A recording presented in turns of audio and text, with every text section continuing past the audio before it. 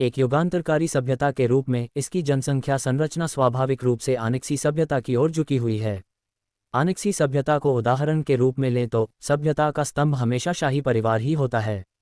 शाही परिवार के सदस्य सबसे शक्तिशाली होते हैं, सबसे अधिक संसाधनों पर उनका नियंत्रण होता है और उन्हें सबसे अधिक विशेषाधिकार प्राप्त होते हैं, इसलिए वे लगातार मजबूत होते जाते हैं और आनिक्सी सभ्यता भी उनके साथ साथ मजबूत होती जाती है। जैसे ही रुइस काइवाइन परिपक्व हुई, ये मिंग का हृदय प्रज्वलित हो गया। दूसरे ब्रह्मांड से एक संदेश उसके चेतना सागर में प्रवेश कर गया। उसका चेहरा बदल गया और वह यथासंभव शीघ्रता से अनेक्सी महाद्वीप की ओर चल पड़ा। इस समय आनिक्सी महाद्वीप एक अंतहीन रेगिस्तान में परिवर्तित हो चुका था। सभी जीव जंतु कहीं भी दिखाई नहीं दे रहे थे, मानो वे कहीं छिप गए हों। असीम शून्य क्षेत्र में ऊर्जा की दो धाराएं, एक श्वेत और एक काली, भयंकर रूप से टकरा रही थीं। इस समय काली ऊर्जा श्वेत ऊर्जा के आकार का केवल 1/3 थी, जो स्पष्ट रूप से काली ऊर्जा से कहीं अधिक शक्तिशाली थी। ये दृश्य देखकर ये मिंग के चेहरे पर अविश्वास का भाव आ गया। दूसरों को शायद ये बात समझ न आए, लेकिन वह जानता था कि सफ़ेद ऊर्जा आनिक्सी सभ्यता के निर्माता का प्रतिनिधित्व करती है, जबकि काली ऊर्जा निर्माता के शैतानी सिर का प्रतीक है। लेकिन इस स्थिति को देखते हुए ऐसा लग रहा था मानो शैतानी सिर का नाश होने वाला हो। धमाका! एक जोरदार धमाके के साथ काली ऊर्जा पल भर में गायब हो गई और सफ़ेद ऊर्जा ने पूरे अनेक्सी ब्रह्मांड को घेर लिया। रेगिस्तान गायब हो गया और सब कुछ अराजक ऊर्जा में परिवर्तित हो गया। उस अराजक ऊर्जा से एक युवती नग्न अवस्था में बाहर निकली, जो एक पवित्र और शुद्ध आभा से परिपूर्ण थी। राजदंड धारण किए हुए वह युवती धीरे धीरे चली और ये मिंग को थोड़ा झुककर प्रणाम किया। ये मिंग ने तुरंत प्रणाम किया। मैं ऐसा करने की हिम्मत नहीं करूंगा। प्रणाम सृष्टिकर्ता, उस युवती ने हल्की सी मुस्कान के साथ कहा। अगर आपकी मदद न होती तो मेरी अनेक्सी सभ्यता नष्ट हो गई होती। ये मिंग उसकी बात समझ गया। अगर उसने शैतान के सिर को निगल न लिया होता, जिससे वह विशाल शैतान का सिर समय से पहले प्रकट हो गया, तो शायद ये युवती अपने प्रतिद्वंदी को हरा ना पाती। या तो दोनों ही नष्ट हो जाते, या फिर शैतान का सिर जीत जाता और पूरी सभ्यता को राक्षसी बना देता। आपका स्वागत है। अब जबकि आनिक्सी सभ्यता अपनी मूल स्थिति में लौट सकती है, हमारा पैतृक महाद्वीप भी शांति पा सकता है, उन्होंने कहा। युवती ने कहा, आप मुझे चुन कह सकते हैं। ये मिंग ने उसे देखते हुए कहा, चुन, मैं आपसे अनुरोध करता हूं कि आप उन सभी अनेक्सी प्राणियों को वापस ले आएं जो पैतृक स्रोत में चले गए हैं। हालांकि चुन नाम की युवती ने सिर हिलाते हुए कहा, मुझे बहुत खेद है, लेकिन भले ही मैं जीत गई, पूरी अनेक्सी सभ्यता पहले ही नष्ट हो चुकी है। मैं नए प्राणियों का पालन पोषण करूंगी और एक नई सभ्यता का निर्माण करूंगी। ये मिंग की आंखें चौड़ी हो गईं। क्या आपका मतलब यह है कि आप पलायन कर चुके आनिक्सी लोगों की परवाह नहीं करेंगे? बिल्कुल, मैं करूंगी। ये सब मेरे बच्चे हैं, उस युवती ने कहा। पूरी आनिक्सी सभ्यता को मैं पहले ही अपने पैतृक स्रोत महाद्वीप में स्थानांतरित कर चुकी हूँ। ये मिंग का दिल बैठ गया। क्या पूरी सभ्यता ही दूसरी तरफ चली गई थी? कन्या ने कहा, चिंता मत करो, हमारे बीच अच्छे कर्म हैं। मैं आनिक्सी और पूर्वज स्रोत की तीनों देव जातियों को आदेश दूंगी कि वे मानव जाति पर आक्रमण करने के लिए 100 से अधिक शक्तिशाली व्यक्तियों का उपयोग न करें। हालांकि मानव जाति को भी यह वादा करना होगा कि वे देव जाति और आनिक्सी पर आक्रमण करने के लिए 100 से अधिक मनुष्यों का उपयोग नहीं करेंगे। ये मिंग ने आंखें सिकोड़ते हुए कहा, तुम्हारा मतलब है अब से सिर्फ आमने सामने की लड़ाई होगी, कोई सामूहिक लड़ाई नहीं? कैसा रहेगा? इतना ही नहीं, यदि दोनों पक्षों के बीच सचमुच कोई संघर्ष होता है तो उन्हें युद्धपोतों जैसे मानवीय शक्ति के अलावा किसी अन्य युद्ध उपकरण का उपयोग नहीं करना चाहिए, अन्यथा उन्हें मेरे और अनामदाव पूर्वज द्वारा संयुक्त रूप से नष्ट कर दिया जाएगा, कन्या ने कहा। मैंने ये शर्तें पूर्वज स्रोत महाद्वीप के अनामदाव पूर्वज को पहले ही बता दी हैं, और मैं आपसे यहाँ फिर से वादा लेने के लिए कह रही हूँ। ये मिंग ने व्यंग्य करते हुए कहा, अगर मैं सहमत हो जाऊं तो क्या फर्क पड़ेगा? ये तो आप दोनों ने मिलकर तय किया है। ये सर्वोत्तम परिणाम है, उस युवती ने कहा। मानव जाति, देव जाति और अनेक्सी प्राणी पैतृक स्रोत महाद्वीप पर एक साथ विकसित हो सकते हैं। ये मिंग ने पूछे बिना नहीं रह सका, आप एक नई सभ्यता क्यों बनाना चाहते हैं? क्या इससे आपकी साधना में सुधार होगा? उस युवती ने सिर हिलाते हुए कहा, तुम मेरे स्तर तक नहीं पहुंची हो, इसलिए तुम मेरे विचारों को नहीं समझ सकती। जब तुम उस स्तर तक पहुंच जाओगी तब समझ जाओगी। ये मिंग ने सवाल पूछना बंद कर दिया और कहा, आपने आनिक्सी सभ्यता को पैतृक स्रोत महाद्वीप में स्थानांतरित कर दिया है, जिससे निश्चित रूप से कई संसाधन प्राप्त होंगे। हमारी मानव जाति को भारी नुकसान हुआ है। क्या आप कुछ मुआवजा दे सकते हैं? युवती मुस्कुराई और बोली, ठीक है। इतना कहकर उसने अपना मुंह खोला और एक मनका थूककर ये मिंग के हाथ में रख दिया। मनका उसके हाथ को छूते ही ये मिंग को लगा कि वह ब्रह्मांड जितना भारी है और वह उसे उठा नहीं सका। जब युवती ने मनके पर सांस फूंकी तब जाकर उसका वजन कम हुआ। यह क्या है? उसने आश्चर्य से पूछा, यह आदिम उत्पत्ति का मन का है? कन्या ने कहा, भविष्य में यदि आप ब्रह्मांड की रचना करते हैं तो आपके पास आदिम उत्पत्ति का मन का होना आवश्यक है। इस मनके का मूल्य अतुलनीय है। सृष्टि जगत के कुछ महाशक्तिशाली लोग जीवन भर इसकी खोज करते रहते हैं और फिर भी इसे नहीं पाते। ये मिंग ने तुरंत आदिम उत्पत्ति मनका को एक तरफ रख दिया और कहा, धन्यवाद। उस युवती ने हाथ हिलाया और पूरा ब्रह्मांड सिकुड़ने लगा, अंततः एक अत्यंत छोटे बिंदु में तब्दील हो गया जो तिल के दाने से भी छोटा था। उसी समय ये मिंग अब अनेक्सी ब्रह्मांड में नहीं था, बल्कि असीम शून्यता में खड़ा था, जहां न कोई स्थान था, न समय, न ही कोई पदार्थ। शून्यता में उसे हिलना डुलना भी मुश्किल लग रहा था और उसके हृदय की गहराइयों से एक भयानक भय उत्पन्न हो गया। वह कन्या उसके सामने प्रकट हुई और बोली, ये पूर्ण शून्यता की अवस्था है। पूर्ण शून्यता में स्वर्ग के द्वार खोलने वाली शक्तिशाली शक्तियां भी जीवित नहीं रह सकतीं। ये मिंग असमंजस में पड़ गया और बोला, मैं पहले भी 2 ब्रह्मांडों को पार कर चुका हूं। क्या उन 2 ब्रह्मांडों के बीच की शून्यता पूर्ण शून्यता नहीं थी? बिल्कुल नहीं। आपका अनेक्सी ब्रह्मांड में प्रवेश कर पाना यह दर्शाता है कि पैतृक स्रोत और अनेक्सी के बीच एक मार्ग है और वह मार्ग मैंने ही उस समय स्थापित किया था। पूर्ण शून्यता में जीवित रहने के लिए सृजन लोक में होना आवश्यक है, कन्या ने कहा। ये मिंग ने भौहें चढ़ाते हुए कहा, तो सृष्टि लोक में पहुंचने से पहले मैं अन्य ब्रह्मांडों में प्रवेश नहीं कर सकता। यह जरूरी नहीं कि सच हो। ब्रह्मांडों के बीच संबंध होते हैं। जब तक संबंध है तब तक एक मार्ग अवश्य होगा जिसके माध्यम से आप आसानी से अन्य ब्रह्मांडों की यात्रा कर सकते हैं। ठीक है, मुझे बस इतना ही कहना था। आशा है कि किसी दिन आपसे उस जगह मुलाकात होगी। इतना कहकर वह युवती गायब हो गई और ये मिंग को एक तेज रोशनी में धकेल दिया गया। जब ये मिंग को होश आया तब तक वह पैतृक स्रोत महाद्वीप पर लौट चुका था।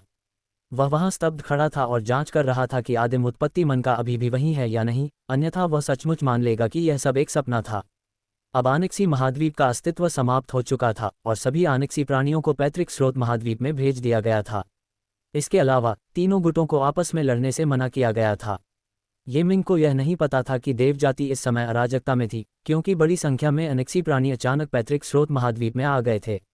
इसका मतलब यह था कि देव जाति का क्षेत्र कुछ हद तक अपर्याप्त था, क्योंकि पैतृक स्रोत महाद्वीप पर अनेक्सी जाति की संख्या देव जाति से कहीं अधिक थी। देव जाति ये मिंग की तरह विशाल लुओ स्वर्ग नहीं थी जिसमें पर्याप्त लोगों को ठहराया जा सकता था। इसके बाद ये मिंग ने लिटिल डेथ को ढूंढा और उसे सारी घटना समझाई। नन्ही मृत्यु ने सिर हिलाते हुए कहा, मुझे एंग्सी के निर्माता की सफलता की उम्मीद नहीं थी। यह एक अत्यंत कम संभावना वाली घटना है।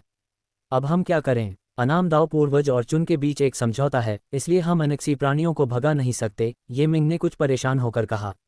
नन्ही मृत्यु, अगर हम उन्हें अंदर आने दें तो क्या होगा? अधिकांश मनुष्य महान लुओ स्वर्ग क्षेत्र में रहते हैं, अब बाहर बहुत कम लोग बचे हैं। ये मिंग, लेकिन अगर हम ऐसा करते हैं तो हमें कुछ क्षेत्र छोड़ना पड़ेगा और बहुत सारे संसाधन खोने पड़ेंगे। नन्हा मृत्यु, बड़े भाई, आप सृष्टि के क्षेत्र में नहीं हैं, लेकिन मैं हूं। हम संसाधन खोजने के लिए दूसरे ब्रह्मांडों में जा सकते हैं, और जब संसाधनों की खोज की बात आती है तो नन्हे मृत्यु की बराबरी कौन कर सकता है? ये मिंग ने इस बारे में सोचा और कहा, तुम्हारा मतलब है आनेक्सी और देववंश को हमारे क्षेत्र में प्रवेश करने देना। नन्ही मृत्यु, चून की युद्ध निषिद्ध है, इसलिए तीनों जातियों को एक साथ रहने देना बेहतर है। ये वातावरण मानव जाति के विकास के लिए अधिक अनुकूल होना चाहिए। ये मिंग कुछ हैरान था। ताकत और योग्यता के मामले में निम्न स्तर के मनुष्य आनेक्सी और देव जाति से एक कदम पीछे थे। साथ रहने से क्या उनका आत्मविश्वास कम नहीं हो जाएगा? हालांकि लिटिल डेथ के अगले वाक्य ने उसे और भी दृढ़ बना दिया। बड़े भाई, मुझे लगता है कि मानवता की महानता केवल उनकी साधना के स्तर या उनकी युद्ध कला की शक्ति में ही निहित नहीं है। क्या आपको नहीं लगता कि मानव प्रौद्योगिकी भी अद्भुत है और उनकी यंत्र और कठपुतली कला भी उल्लेखनीय है? किसी भी कौशल को चरम सीमा तक ले जाने पर वह शक्तिशाली युद्ध कला का मुकाबला कर सकता है। यद्यपि बड़े भाई ने एक युद्ध कला सभ्यता की स्थापना की, मुझे लगता है कि भविष्य में मानव सभ्यता और भी व्यापक होगी और युद्ध कला उसका मात्र एक हिस्सा है। ये मिंग ने गहरी सहमति जताते हुए सिर हिलाया। छोटे मृत्युदेव, आपने सही बात कही। आनेक्सी और देव जाति के दमन और प्रोत्साहन से मानवता का मार्शल दाव नई ऊंचाइयों पर पहुंचेगा और अन्य डोमेन भी फले फूलेंगे। नन्ही मृत्यु, हालात भगवान जाति की उम्मीदों से कहीं ज्यादा बिगड़ गए हैं। मुझे हैरानी है कि भगवान जाति क्या करेगी। क्या वे आनेक्सी के अधीन ही बने रहेंगे या फिर नई शुरुआत करेंगे? कहना मुश्किल है। ये मिंग मुस्कुराया। चिंता मत करो, हमें गॉड रेस के परिणाम कई महीनों तक नहीं दिखेंगे। हम इंतजार करेंगे और देखेंगे। दरअसल पूरा पैतृक स्रोत महाद्वीप अशांत था। अधिकाधिक आयामी मार्ग प्रकट होने लगे और विभिन्न आयामी प्राणी, कुछ मित्रवत, कुछ दुष्ट, कुछ अत्यंत आक्रामक, चाहे वे किसी भी श्रेणी के हों, पैतृक स्रोत महाद्वीप में एकीकृत होने के लिए संघर्ष से गुजरने को मजबूर हो गए। बेशक अधिकांश आयामी प्राणियों को उनके प्रकट होते ही ईश्वर जाति या मानव जाति द्वारा नष्ट कर दिया गया था और बहुत कम ही जीवित बच पाए थे। एक दिन नन्ही मृत्यु ने अचानक ये मिंग से कहा, बड़े भाई, पैतृक स्रोत महाद्वीप का विस्तार होने वाला है। विस्तार। ये मिंग चौंक गया और उसने तुरंत अपनी शक्तिशाली दिव्य चेतना को सभी प्रमुख आयामों में फैला दिया। पता चला कि वर्तमान पैतृक स्रोत ब्रह्मांड अभी भी प्रारंभिक अवस्था में था, एक शिशु की तरह। और शिशु हमेशा बड़े होते हैं। वर्तमान ब्रह्मांड पहले से थोड़ा बड़ा हो गया था। तथाकथित विस्तार का तात्पर्य कुछ आयामों द्वारा पैतृक स्रोत महाद्वीप से संपर्क स्थापित करने के बाद भारी मात्रा में अराजक ऊर्जा कैस्क्यूई के उद्भव से है। यह अराजक ऊर्जा पैतृक स्रोत महाद्वीप के किनारों पर एकत्रित होने लगी और धीरे धीरे नए महाद्वीपों का निर्माण करने लगी। ये नए महाद्वीप अत्यंत निर्जन थे, लेकिन समय बीतने के साथ साथ ये क्षेत्र अंततः समृद्ध हो गए। जैसे जैसे पूर्वज स्रोत महाद्वीप का विस्तार हुआ, बौद्ध मार्ग के 40 स्वर्गों में से एक यक्ष आयाम में, जहाँ यक्ष निवास करते हैं, एक उपदेशक प्रकट हुए। यह उपदेशक असुर महाद्वीप से आए थे और एक महान बोधिसत्व थे। बोधिसत्व क्या है? वह व्यक्ति जो स्वयं प्रबुद्ध है और दूसरों को प्रबुद्ध करता है। अर्थात बोधिसत्व न केवल स्वयं बौद्ध मार्ग के सत्य को जानते हैं, बल्कि उस सत्य को दूसरों तक पहुंचाने में भी सक्षम होते हैं। अमिताभ ने बोधिसत्वों को क्रमानुसार 10 चरणों में विभाजित किया। प्रथम चरण बोधिसत्व, द्वितीय चरण बोधिसत्व और 10वें चरण बोधिसत्व। चरण जितना ऊंचा होता है, बोधिसत्व का ज्ञान और शक्ति उतनी ही अधिक होती है। इनमें से 8वें चरण के बोधिसत्व अमृतत्व के समतुल्य हैं, 9वें चरण के बोधिसत्व दाव रूपांतरण के समतुल्य हैं और 10वें चरण के बोधिसत्व स्वर्ग श्रेणी के अस्तित्व के समतुल्य हैं। बोधिसत्व के इन 3 चरणों को महान बोधिसत्व कहा जाता है। 10वें चरण के बोधिसत्व से ऊपर के लोगों को बुद्ध कहा जाता है। बुद्ध वह होता है जिसने पूर्ण आत्मज्ञान प्राप्त कर लिया हो, दूसरों को ज्ञान प्रदान किया हो और उनके ज्ञानवर्धक कार्यों को सिद्ध किया हो। वर्तमान में केवल एक ही अमिताभ बुद्ध हैं जो बुद्धत्व के क्षेत्र में प्रवेश कर चुके हैं। दूसरे शब्दों में, ये तथाकथित बुद्धत्व का क्षेत्र वास्तव में सृष्टि का क्षेत्र है, एक प्रकार की फल अवस्था। वास्तव में वर्तमान अमिताभ बुद्ध के पास अभी सृष्टि के क्षेत्र की शक्ति नहीं है, लेकिन वे अंततः उस स्तर तक पहुंचेंगे। जिस प्रकार एक छोटा शेर भले ही कमजोर हो, फिर भी शेर ही होता है और एक दिन बड़ा हो जाता है, उसी प्रकार वे भी अभी बुद्ध हैं।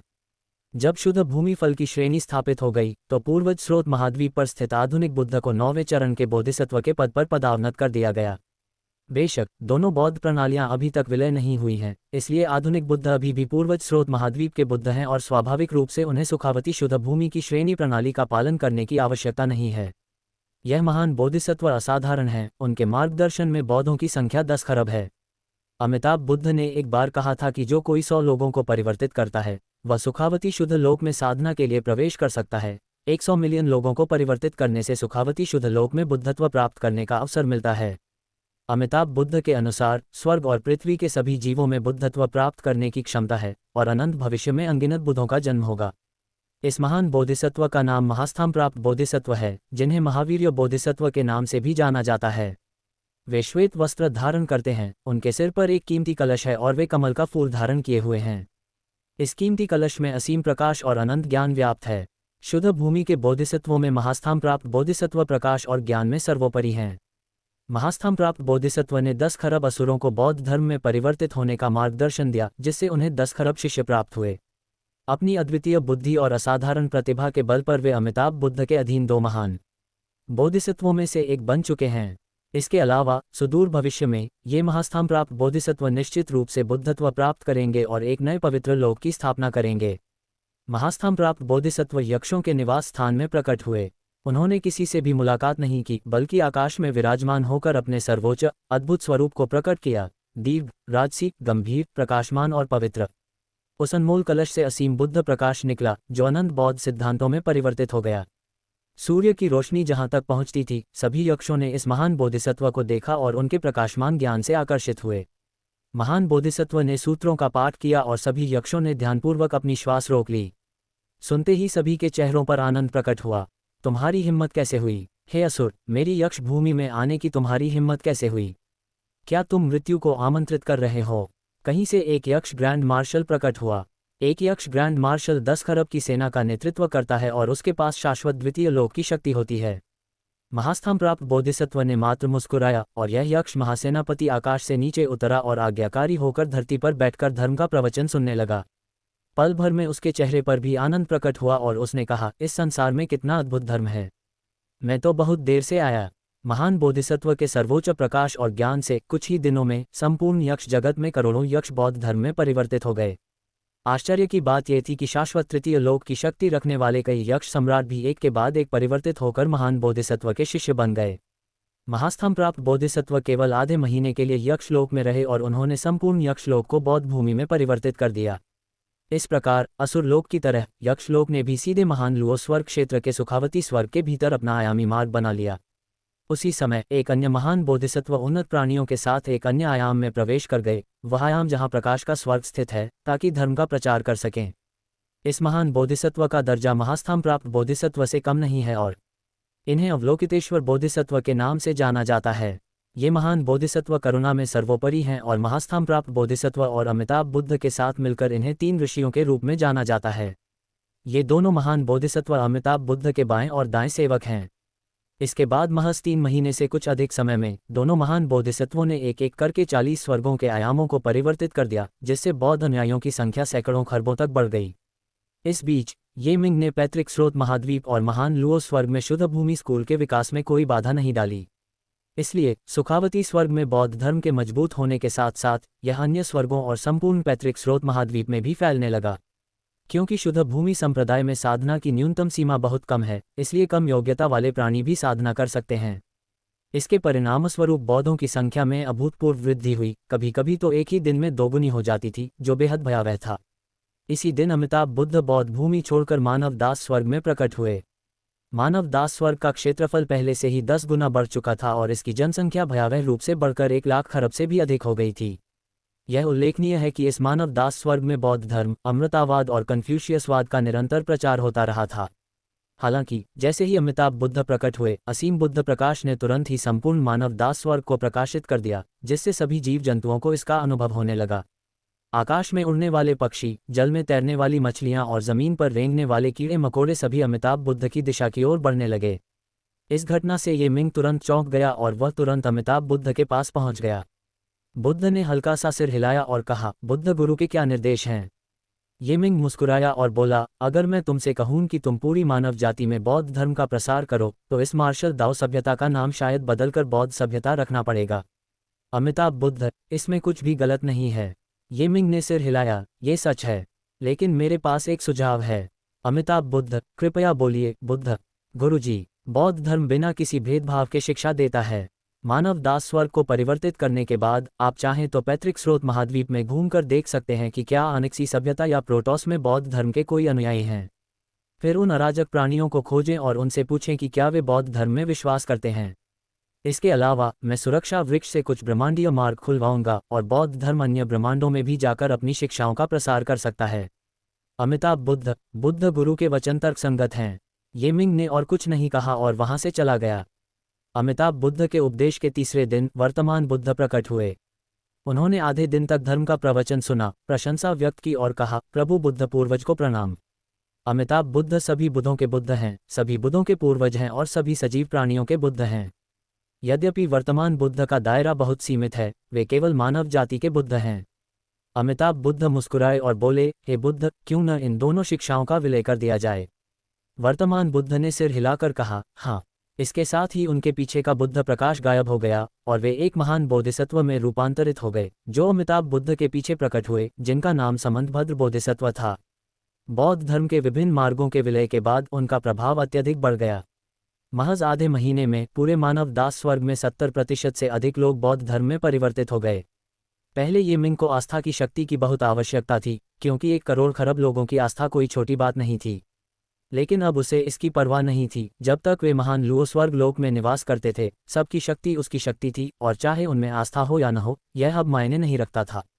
ये मिंग ने इस बार जानबूझकर बौद्ध धर्म का प्रचार किया था। उन्होंने बौद्ध धर्म के तेजी से फैलने को भांप लिया था, इसलिए उन्होंने सभी मार्शल दाओ बलि देवता को बौद्ध धर्म में शामिल होने और बौद्ध बोधिसत्व बनने के लिए कहा ताकि वे इसके उपदेशों का प्रसार कर सकें। अमिताभ बुद्ध अद्वितीय थे, उनकी नींव आस्था की शक्ति पर टिकी थी। 1 लाख खरब लोगों की आस्था और असंख्य प्राणियों की आस्था से अमिताभ बुद्ध का स्वरूप पुनर्तः स्थिर हो उठा और एक भौतिक सत्ता में परिवर्तित हो गया, महान, गंभीर, सर्वोच्च, अतुलनीय, प्रकाशमान, असीम, जो समस्त स्वर्गों और असंख्य लोकों में तथा दोनों लोकों की 10 दिशाओं में प्रकाशमान है। ये वाकई अजीब है। अमिताभ बुद्ध की आभा कुछ जानी पहचानी सी लगती है, जियाओ सी ने ये मिंग से कहा। ये मिंग, इसमें कुछ भी अजीब नहीं है। जब मैंने पहली बार शुद्ध भूमि विद्यालय की स्थापना की तो मैंने अमिताभ बुद्ध के साथ अपने सार रक्त की एक बूंद छोड़ी थी। शाओ सी हंसते हुए बोला, तो फिर क्या ये बुद्ध तुम्हारा ही क्लोन नहीं है? बिल्कुल नहीं, वो मुझसे ज्यादा शक्तिशाली है, ये मिंग ने सिर हिलाते हुए कहा। मेरे सार रक्त में जिंगवेई का वंश, सुरक्षा वृक्ष का वंश, ब्रह्मांडीय मस्तिष्क की छाप और मेरी सारी बुद्धि और ज्ञान समाहित हैं। जियाओ सी बहुत हैरान थी। तुम क्या करने की कोशिश कर रहे हो? मैं एक अत्यंत शक्तिशाली प्राणी का निर्माण करना चाहता हूँ, ये मिंग ने कहा। शुरू में तो मैं बस इसे आजमाना चाहता था, लेकिन मुझे इतनी जल्दी सफलता की उम्मीद नहीं थी। वर्तमान अमिताभ बुद्ध संभवतः सृष्टि लोक से बस एक कदम दूर हैं। हाँ, उसकी मौजूदा ताकत लगभग मेरी ही है, जियाओ सी ने आश्चर्य से कहा। ये मिंग, ठीक है, ज़्यादा सोचने की जरूरत नहीं है। अगर आसमान गिर भी जाए तो अमिताभ बुद्ध उसे थामे रहेंगे। मैं थोड़ी देर आराम कर सकता हूँ। जैसे ही उसने ये कहा, आईना के महल से एक रहस्यमयी आभा निकली। इस आभा के प्रकट होते ही ये मिंग प्रसन्न हो गया और बोला, आईना जल्द ही बच्चे को जन्म देने वाली है। ऐना के गर्भ में पल रहा बच्चा असाधारण था, क्योंकि उसमें संपूर्ण आदिम प्रोटोस सभ्यता की छाप समाहित थी। इसके अलावा ये मिंग ने इस बच्चे को गर्भ धारण करने के लिए बहुत अधिक प्रयास और ऊर्जा खर्च की थी। अगले ही पल ये मिंग और शियाओ सी प्रकट हुए। आश्चर्य की बात यह थी कि एरबाई पहले से ही वहां प्रतीक्षा कर रहा था। ये मिंग ने पूछा, एरबाई, तुम यहाँ क्या कर रहे हो? सभ्यता के मस्तिष्क के साक्षात स्वरूप माने जाने वाले एरबाई ने कहा, इस बच्चे के जन्म के बाद यह एक गोला होगा, मानव आकार का नहीं। बेहतर होगा कि यह पहले कुछ समय मेरे साथ रहे। उसके बोलने से पहले ही आईना कमजोरी से एक गोल मटोल चीज पकड़े हुए बाहर चली गई। वह गोल मटोल चीज तरबूज जितनी बड़ी थी और एकदम शांत थी। वह थोड़ी निराश लग रही थी और बोली, बच्चा बड़ा होने से पहले ही पैदा हो गया। ये मिंग को कोई आपत्ति नहीं थी और उसने कहा, एरबाई, इसका अच्छे से ख्याल रखना। एरबाई ने स्वीकार किया, मांसल गोले को उठाया और पलक झपकते ही गायब हो गया। ऐना बहुत चिंतित थी और उसने ये मिंग की ओर देखा। ये मिंग मुस्कुराया, चिंता मत करो, शायद तुम्हारी सभ्यता का अंश होने के कारण ये नन्हा बच्चा अभी जन्म लेने के लिए तैयार नहीं लग रहा है। स्वर्ग ही उसका ख्याल रखेगा। इस समय ये लानलान, ये शाओबाई, ये शेन और ये बिंगमैन के साथ एक सुनहरे विशालकाय ड्रैगन पर सवार होकर पैतृक स्रोत महाद्वीप में उड़ान भर रही थी। अपने इस प्रवास के दौरान ये लानलान ज्यादातर इधर उधर घूम रही थी और हर जगह को नया और रोचक पा रही थी। अब एनसी के पैतृक स्रोत महाद्वीप में पूर्ण प्रवास को 3 महीने से अधिक समय बीत चुका था। प्रोटोस तैयार प्रतीत हो रहे थे और उन्होंने बड़ी संख्या में एनसी सदस्यों को विभिन्न स्थानों पर स्थानांतरित करना शुरू कर दिया। संपूर्ण पैतृक महाद्वीप 2 भागों में बंटा हुआ था, आधा मनुष्यों के लिए और आधा प्रोटोस के लिए। दोनों पक्षों की सीमा पर 2 लोगों की नदी नामक एक विशाल नदी बहती थी। यह नदी 3 मिलियन ली चौड़ी थी और पैतृक महाद्वीप के एक 5वें भाग में फैली हुई थी, जिससे यह महाद्वीप की सबसे बड़ी नदी बन गई थी। ये लानलान विशाल नदी के ऊपर तैर रही थी, उत्सुकता से दूसरी ओर देख रही थी और ये शाओबाई से पूछा, भाई शाओबाई, उस पार क्या है? ये शाओबाई, दूसरी तरफ प्रोटोस का इलाका है। ये लानलान ने उत्सुकता से पूछा, प्रोटोस कौन है? ये शेन, बहन लानलान, प्रोटोस वस्तु नहीं है। ये लानलान खिलखिलाकर हंसी और बोली, तो चलिए जाकर देखते हैं। ये शाओबाई ने तुरंत कहा, न जाना ही बेहतर है। खुफिया जानकारी के अनुसार आनिक्सी के लोग पहले ही दूसरी तरफ मोर्चा संभाल चुके हैं। अंक्सी लोग, ये लानलान को स्पष्ट रूप से कुछ भी पता नहीं था। क्या वे हमारे जैसे लोग हैं? लगभग, ये शाओबाई ने कहा, लेकिन शायद उन्हें इंसान नहीं माना जाता। हालांकि चूंकि वे हमारे जैसे दिखते हैं, इसलिए हम उन्हें आनिक्सी लोग ही कहेंगे। जब वे बातें कर रहे थे तभी 2 अमरलोक विशेषज्ञों के साथ एक युवक विशाल नदी के ऊपर प्रकट हुआ और उनके करीब आता चला गया। युवक के प्रकट होते ही ये बिंगमैन के चेहरे पर घृणा के भाव आ गए और वह चिल्लाए, ली शियोनग्रेन, तुम्हारी हिम्मत कैसे हुई यहाँ आने की? ली शियोनग्रेन, जिसने जानबूझकर ये बिंगमैन से संपर्क किया और फिर उसे छल से एनेक्सी महाद्वीप ले गया, वही ली शियोनग्रेन था। ये शाओबाई और ये शेन ने भी उसे देखा था, उनके चेहरे सतर्कता से भरे हुए थे। इसलिए शियोनग्रेन ने नदी पार करने का साहस किया, इसलिए वह अवश्य ही तैयार रहा होगा, वे बिल्कुल भी लापरवाह नहीं हो सकते थे। ली शियोनग्रेन ने व्यंग्य करते हुए जोर से कहा, क्या संयोग है, जिन पहले मनुष्यों से मेरी मुलाकात हुई वे तुम ही थे। ये इंसानों का इलाका है, तुम यहाँ क्या कर रहे हो? ये शाओबाई ने गहरी आवाज में पूछा। ली शियोनग्रेन ने तिरस्कारपूर्वक कहा, मानव क्षेत्र। यदि सृष्टिकर्ता ने आदेश न दिया होता तो मेरी एंट्रोपी सभ्यता ने तुम मनुष्यों का बहुत पहले ही सफाया कर दिया होता। शेखी बघारना, ये शेन ने सीधे उसकी ओर देखते हुए कहा, हमें तो यही कहना चाहिए। ठीक है, अब तुम्हारे साथ कोई बकवास नहीं। मैं यहाँ एंट्रोपी सभ्यता का प्रतिनिधित्व करने और तुम्हारी मानव जाति के साथ बातचीत करने आया हूँ, ली शियोनग्रेन ने अपना उद्देश्य बताया। बातचीत, ये शाओबाई ने ताना मारा, हमने तो अभी तक आधिकारिक तौर पर संपर्क भी नहीं किया है, बात करने के लिए क्या बचा है। ली शियोनग्रेन ने कुछ फेंका और एक पत्र उड़कर आया। ये शाओबाई ने उसे उठाया और देखा कि पत्र पर दिव्य जाति के एनेक्सी का चिन्ह था। ये दोनों पक्षों के प्रमुख उच्च पदाधिकारी द्वारा संयुक्त रूप से लिखा गया था। पत्र का सामान्य विषय मानव जाति के प्रतिनिधियों को एक निश्चित स्थान पर जाकर दिव्य जाति और एनेक्सी के साथ महत्वपूर्ण मामलों पर चर्चा करने के लिए आमंत्रित करना था। ये चर्चा इस बात पर केंद्रित होगी कि तीनों ताकतें क्षेत्र का विभाजन कैसे करेंगी और वे एक साथ कैसे रहेंगी। ये शाओबाई को बहुत आश्चर्य हुआ, लेकिन सोचने के बाद उन्हें लगा कि यह बिल्कुल सामान्य बात है। चूंकि तीनों प्रमुख शक्तियां बल प्रयोग का सहारा नहीं ले सकती थीं, इसलिए वे केवल बातचीत के माध्यम से अपने हितों को बांट सकती थीं। पूर्वजों का मूल महाद्वीप सीमित आकार का था और आनेक्सी के आगमन का स्पष्ट उद्देश्य अधिक क्षेत्र प्राप्त करना था, इसलिए बातचीत अपरिहार्य थी। मैं संदेश पहुंचा दूंगा, ये शाओबाई ने लिफाफा रखते हुए कहा, अब आप जा सकते हैं। बेशर्म, तुम नीच इंसान हो, ली शियोनग्रेन के बगल में खड़े एक गुरु ने चिल्लाते हुए कहा और भयानक हत्या का इरादा ये शाओबाई पर केंद्रित कर दिया। लड़ना चाहते हो, ये शाओबाई ने व्यंग्य किया। वह एक नज़र में ही समझ गया था कि दूसरा पक्ष भी दाओ ट्रांसफॉर्मेशन दायरे में है, इसलिए डरने की कोई बात नहीं थी। हालांकि ली शियोनग्रेन ने उसे रोकने के लिए हाथ हिलाया और उदासीनता से कहा, लड़ने के कई मौके आएंगे, अभी समय नहीं है। ये शाओबाई, बातचीत के दौरान कई प्रतियोगिताएं होंगी और मुझे उम्मीद है कि तब हम दोनों के बीच एक मुकाबला होगा। ये शाओबाई ने व्यंग्य करते हुए कहा, तुम यही दुआ करो कि ऐसा कभी न हो, वरना मैं तुम्हें मार डालूंगा। ली शियोनग्रेन दिल खोलकर हंसी और जाने के लिए मुड़ गई। ये शाओबाई ने देरी करने की हिम्मत नहीं की और तुरंत पत्र ये मिंग को सौंप दिया। ये मिंग ने पत्र लिया, उस पर एक नज़र डाली और कहा, तथाकथित बातचीत अभी भी इस बारे में है कि किसकी मुट्ठी अधिक मजबूत है। ऐसा लगता है कि हमें पूरी तैयारी करने की जरूरत है। ये शाओबाई ने पूछा, पिताजी, क्या आप कह रहे हैं कि हमें अंत में लड़ना ही पड़ेगा? ये मिंग ने कहा, यह इस बात पर निर्भर करता है कि हम कैसे लड़ते हैं। चाहे ये शीर्ष शक्ति संपन्न लोगों के समूह के बीच लड़ाई हो या युवा पीढ़ी के बीच, यह अभी तक अज्ञात है। ये शाओबाई, पिताजी, आनेक्सी का इरादा हमारे क्षेत्र पर कब्जा करना है। इसके बाद ये मिंग ने इशारा किया और ली तियानहू प्रकट हुए। पूछे जाने का इंतजार किए बिना ली तियानहू ने कहा, गुरुजी, मैंने जांच की है और पुष्टि की है कि वास्तव में दिव्य जाति के पीछे एक ब्रह्मांड है और यह पूरी तरह से विकसित हो चुका है। इसके अलावा दिव्य वंश के भीतर बड़ी संख्या में लोगों ने वास्तव में अपनी वंश परंपरा को अनिश्चित काल के लिए शुद्ध कर लिया है और सच्चे एनेक्सी लोग बन गए हैं। ये सुनकर सब लोग आश्चर्यचकित रह गए। वास्तव में दिव्य जाति ने एक षड्यंत्र रचा था। दिव्य वंश के पूर्वज आदिम प्राणी थे जिनमें रक्तवंश को शुद्ध करने की क्षमता थी। दूसरे शब्दों में, जब तक दिव्य जाति चाहे, वे सभी शुद्ध नस्ल के एनेक्सी लोग बन सकते थे। ये मिंग ने सिर हिलाते हुए कहा, आने वाला समय बहुत संघर्ष का युग होगा। दिव्य जाति, आनेक्सी और मानव जाति के बीच एक शक्ति निश्चित रूप से मुख्यधारा बन जाएगी। ये शेन ने पलकें झपकाईं, पिताजी, क्या आपका मतलब यह है कि तीनों जातियां अंततः एक मुख्य इकाई में विलीन हो जाएंगी? बिल्कुल सही, ये मिंग ने कहा। रूप रंग के मामले में मनुष्य, आनेक्सी और दिव्य जाति मूल रूप से एक समान हैं, उन सभी में मनुष्य जैसे लक्षण हैं। सबसे महत्वपूर्ण बात यह है कि तीनों नस्लों के लोग आपस में विवाह कर सकते हैं।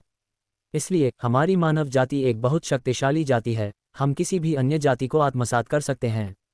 ये मिंग की बातें अतिशयोक्ति नहीं थीं। वास्तव में वर्तमान मानव जाति में शुद्ध नस्ल के मनुष्यों की संख्या बहुत अधिक नहीं है। आधे से अधिक मनुष्यों में विभिन्न जातियों के रक्त के अंश पाए जाते हैं, ड्रैगन, मायरी, प्राइमोडियल, एनक्सी और यहाँ तक कि दिव्य जाति के वंशज भी। लेकिन चाहे कुछ भी हो, वे सभी अब मानव जाति के सदस्य हैं और मानवता के पक्ष में खड़े हैं। शाओसी, जैसा कि मैंने पहले भी कहा था, मानव जाति को आत्मविश्वास रखना चाहिए। ये मिंग ने सिर हिलाते हुए कहा, चूंकि ऐसा है तो मैं जाकर उनसे मिलूंगा। इसके साथ ही उसके पैरों के नीचे एक सुनहरा इंद्रधनुष प्रकट हुआ जो दिव्य जाति के क्षेत्र तक फैला हुआ था। वह सुनहरे इंद्रधनुष पर कदम रखा और एक महल के सामने पहुंच गया। महल के सामने आनेक्सी लोगों का एक समूह और दिव्य जाति के कुछ सदस्य खड़े थे। ये मिंग को देखकर वे सभी घबरा गए। स्वागत है, हॉल के अंदर से एक आवाज आई, मानव जाति के नेता, कृपया प्रवेश करें। ये महल न तो भव्य था और न ही बेहद खूबसूरत, ऐसा लगता था मानो इसे यूं ही लापरवाही से चुन लिया गया हो। मुख्य हॉल में प्रवेश करते ही ये मिंग ने बाईं और दाईं ओर क्रमशः एक आनिक्सी दूत और एक दिव्य जाति के दूत को खड़े देखा। इन दोनों की आभा भी स्वर्ग द्वारा प्रवेश क्षेत्र में होनी चाहिए। मैं ये हूँ जो आनिक्सी सभ्यता का प्रतिनिधित्व करते हुए आप दोनों से बातचीत करने आया हूँ, सफ़ेद वस्त्र पहने एक व्यक्ति ने कहा, जो सुरुचिपूर्ण ढंग से हाथ में कागज़ का पंखा लिए हुए था और बहुत ही आकर्षक दिख रहा था। मैं टिएटो हूँ, दिव्य जाति का प्रतिनिधित्व करते हुए आपसे बातचीत करने आया हूँ, काले वस्त्र पहने एक व्यक्ति ने कहा, जिसका चेहरा पत्थर की पटिया जैसा, पत्थर की मूर्ति की तरह कठोर लेकिन उतना ही आकर्षक था। ये मिंग ने सिर हिलाते हुए कहा, आप दोनों किस बारे में बात करना चाहते हैं? आनिक्सी के दूत येदू ने कहा, आनिक्सी ने पैतृक स्रोत महाद्वीप में प्रवेश कर लिया है और सृष्टिकर्ता को आशा है कि हमारे तीनों पक्ष शांतिपूर्वक से अस्तित्व में रह सकते हैं। चूंकि हम शांति चाहते हैं, तो क्या हमें संघर्ष से बचने के लिए नियमों का एक समूह स्थापित नहीं करना चाहिए? ये मिंग, अगर हम इसी बारे में बात कर रहे हैं, तो मेरे पास एक सुझाव है। कृपया बोलिए, येदू ने सिर हिलाया। ये मिंग, हम क्षेत्र का बंटवारा क्यों न करें और साथ मिलकर क्यों न रहें? यह असंभव है, दिव्य जाति के दूत टिएटो ने उपहास करते हुए कहा, हमारे कानून अलग हैं, हमारी प्रणालियां अलग हैं और हमारे विचार भी एक जैसे नहीं हैं। हम सहअस्तित्व कैसे प्राप्त कर सकते हैं? ये मिंग, इसमें कोई समस्या नहीं है। ये तीनों जातियां बस्तियां बसा सकती हैं और अन्य जातियों को इन बस्तियों में प्रवेश करने की अनुमति नहीं है। हालांकि बस्तियों के बाहर हर कोई एक दूसरे के साथ व्यापार और संवाद कर सकता है। टिएटो और येदू ने एक दूसरे की ओर देखा और एक स्वर में कहा, अच्छा, लेकिन विशिष्ट विवरणों पर हमें अभी भी विस्तार से चर्चा करनी होगी। अंत में तीनों पक्षों ने नियमों और विनियमों की एक श्रृंखला स्थापित करने से पहले 7 दिनों तक बातचीत की। उन्होंने ये मिंग के प्रस्ताव को स्वीकार कर लिया। तीनों पक्षों की अपनी अपनी बस्तियां होंगी, जिनका कुल क्षेत्रफल संपूर्ण पैतृक स्रोत महाद्वीप के 10वें हिस्से से भी कम होगा। शेष विशाल स्थान में तीनों जातियां एक साथ रहेंगी। बस्तियों का चयन एक यादृच्छिक सिद्धांत के अनुसार किया गया था, जिसमें 10 लाख मानव बस्तियां, 10 लाख आनिक्सी बस्तियां और 10 लाख दिव्य जाति की बस्तियां शामिल थीं। तीनों पक्षों ने इस बात पर सहमति जताई कि कोई भी पक्ष दूसरे पक्ष के समझौतों पर हमला नहीं करेगा। बस्तियों के बाहर हत्या, लूटपाट और अन्य सभी गतिविधियों सहित विभिन्न प्रकार की गतिविधियां की जा सकती थीं। एकमात्र शर्त यह थी कि ऐसी गतिविधियों में शामिल दोनों पक्षों के सदस्यों की कुल संख्या 10 से अधिक नहीं होनी चाहिए। दूसरे शब्दों में, प्रत्येक पक्ष में लड़ने वाले व्यक्तियों की अधिकतम संख्या केवल 10 हो सकती थी। एक बार यह संख्या पार हो जाने पर अधिक संख्या वाले पक्ष को यादृच्छिक रूप से प्रतियोगिता से बाहर कर दिया जाएगा। इसका मतलब ये था कि जब तक लोगों की संख्या 10 से अधिक नहीं हो जाती, तब तक मानव जाति अपनी इच्छानुसार कुछ भी कर सकती थी। इसी प्रकार दिव्य जाति और आनिक्सी जाति भी तरह तरह के काम कर सकती थीं। इस व्यवस्था ने तीनों जातियों को आवश्यक शांति बनाए रखने की अनुमति दी, लेकिन साथ ही क्रूर प्रतिस्पर्धा को भी बढ़ावा दिया। साथ ही अन्याय से बचने के लिए तीनों पक्षों की ओर से स्वर्ग की इच्छा को निपटान क्षेत्रों के बाहर हस्तक्षेप करने की अनुमति नहीं दी गई। कहने का तात्पर्य यह है कि मानव जाति का सभ्यतागत मस्तिष्क अब बाहरी हस्तक्षेप नहीं करेगा और दिव्य जाति और आनिक्सी भी ऐसा ही करेंगे। बातचीत समाप्त होने के बाद ये मिंग ने तुरंत उच्च स्तरीय अधिकारियों की बैठक बुलाई और जवाबी उपायों पर चर्चा की। अपनी बुद्धिमत्ता को एकत्रित करते हुए मानव जाति ने अंततः ये निर्णय लिया कि सभी निम्न स्तर की साधना वाले मनुष्य महान लुओ स्वर्ग क्षेत्र में रहेंगे। केवल वे ही लोग जिनकी साधना मार्शल दाओ के द्वितीय चरण दिव्य मार्शल क्षेत्र तक पहुंच चुकी है, बस्तियों में प्रवेश करने और दिव्य जाति और आनिक्सी के साथ प्रतिस्पर्धा करने के योग्य होंगे। बेशक ये मिंग ने सभी मनुष्यों को पैतृक स्रोत महाद्वीप में प्रवेश करने की अनुमति नहीं दी। लगभग 2/3 लोग महान लुओ स्वर्ग क्षेत्र में ही रहे। मनुष्यों में मार्शल दाओ द्वितीय चरण और मार्शल दाओ तृतीय चरण में शक्तिशाली लोगों की संख्या 120 ट्रिलियन से अधिक थी, लेकिन केवल 40 ट्रिलियन ने ही पैतृक स्रोत महाद्वीप में प्रवेश किया। इस योजना का कारण यह था कि दिव्य जाति और आनिक्सी की समग्र शक्ति कम से कम मार्शल दाओ के द्वितीय चरण पर थी। यदि इस प्रकार व्यवस्था न की जाए, तो मानव जाति आनिक्सी और दिव्य जाति के समक्ष नुकसान में रहेगी। शीघ्र ही 3 मिलियन बस्तियां स्थापित हो गईं, जिनमें से 1 मिलियन बस्तियों में मानव जाति समान रूप से वितरित होकर बस गई। प्रत्येक बस्ती में लगभग 40 क्वाड्रिलियन लोग रहते थे। तुलना में दिव्य जाति की संख्या थोड़ी कम थी, प्रत्येक बस्ती में केवल 20 क्वाड्रिलियन लोग थे। एनसी में सबसे अधिक लोग थे, जहां प्रत्येक बस्ती में कम से कम 70 से 80 क्वाड्रिलियन सदस्य रहते थे। बेशक मानव जाति की तरह अन्य स्थानों में भी आनिक्सी या दिव्य जाति के और सदस्य रहते थे। तीनों जातियों की दृष्टि में पैतृक स्रोत महाद्वीप पहले ही प्रतिस्पर्धा का युद्ध क्षेत्र बन चुका था। बस्तियों का निर्माण तेजी से पूरा हो गया और 40 क्वाड्रिलियन लोग पैतृक स्रोत महाद्वीप में चले गए। पूर्वज महाद्वीप अभी पूरी तरह से परिपक्व नहीं हुआ था, यह अभी भी विस्तार कर रहा था और इसके संसाधन लगातार बढ़ रहे थे। लेकिन फिर भी इतने सारे प्राणियों के एक साथ आने से पैतृक स्रोत महाद्वीप तुरंत ही भीड़भाड़ वाला हो गया। 6 महीने बाद बस्तियां पहले से ही सुचारू रूप से काम कर रही थीं। कुछ महीने पहले विभिन्न जातियों ने धीरे धीरे सामान्य व्यापार के लिए बस्तियों के बाहर के क्षेत्रों में अपने सदस्यों को भेजना शुरू कर दिया था। अचानक हमले से बचने के लिए बाहर निकलने वाले लोगों की संख्या आमतौर पर 10 से अधिक होती थी, क्योंकि नियमों के अनुसार कोई बाहरी ताकत 10 लोगों के समूह को चुनौती नहीं दे सकती, अन्यथा यह उस नियम का उल्लंघन होगा कि सामूहिक लड़ाई में सदस्यों की संख्या विरोधी समूह के सदस्यों की संख्या से अधिक नहीं होनी चाहिए। यदि दिव्य जाति या आनेक्सी ने 10 लोगों के समूह को चुनौती देने का साहस किया तो अनामदाव पूर्वज द्वारा उनका तुरंत सफाया कर दिया जाएगा। यहाँ यह उल्लेख करना आवश्यक है कि अनामदाव पूर्वज ने किसी भी पक्ष का पक्ष नहीं लिया और इसलिए उन्हें सार्वजनिक रूप से नियमों के प्रवर्तक के रूप में मान्यता दी गई थी। नियमों के लागू होते ही जल्द ही शांति स्थापित हो गई।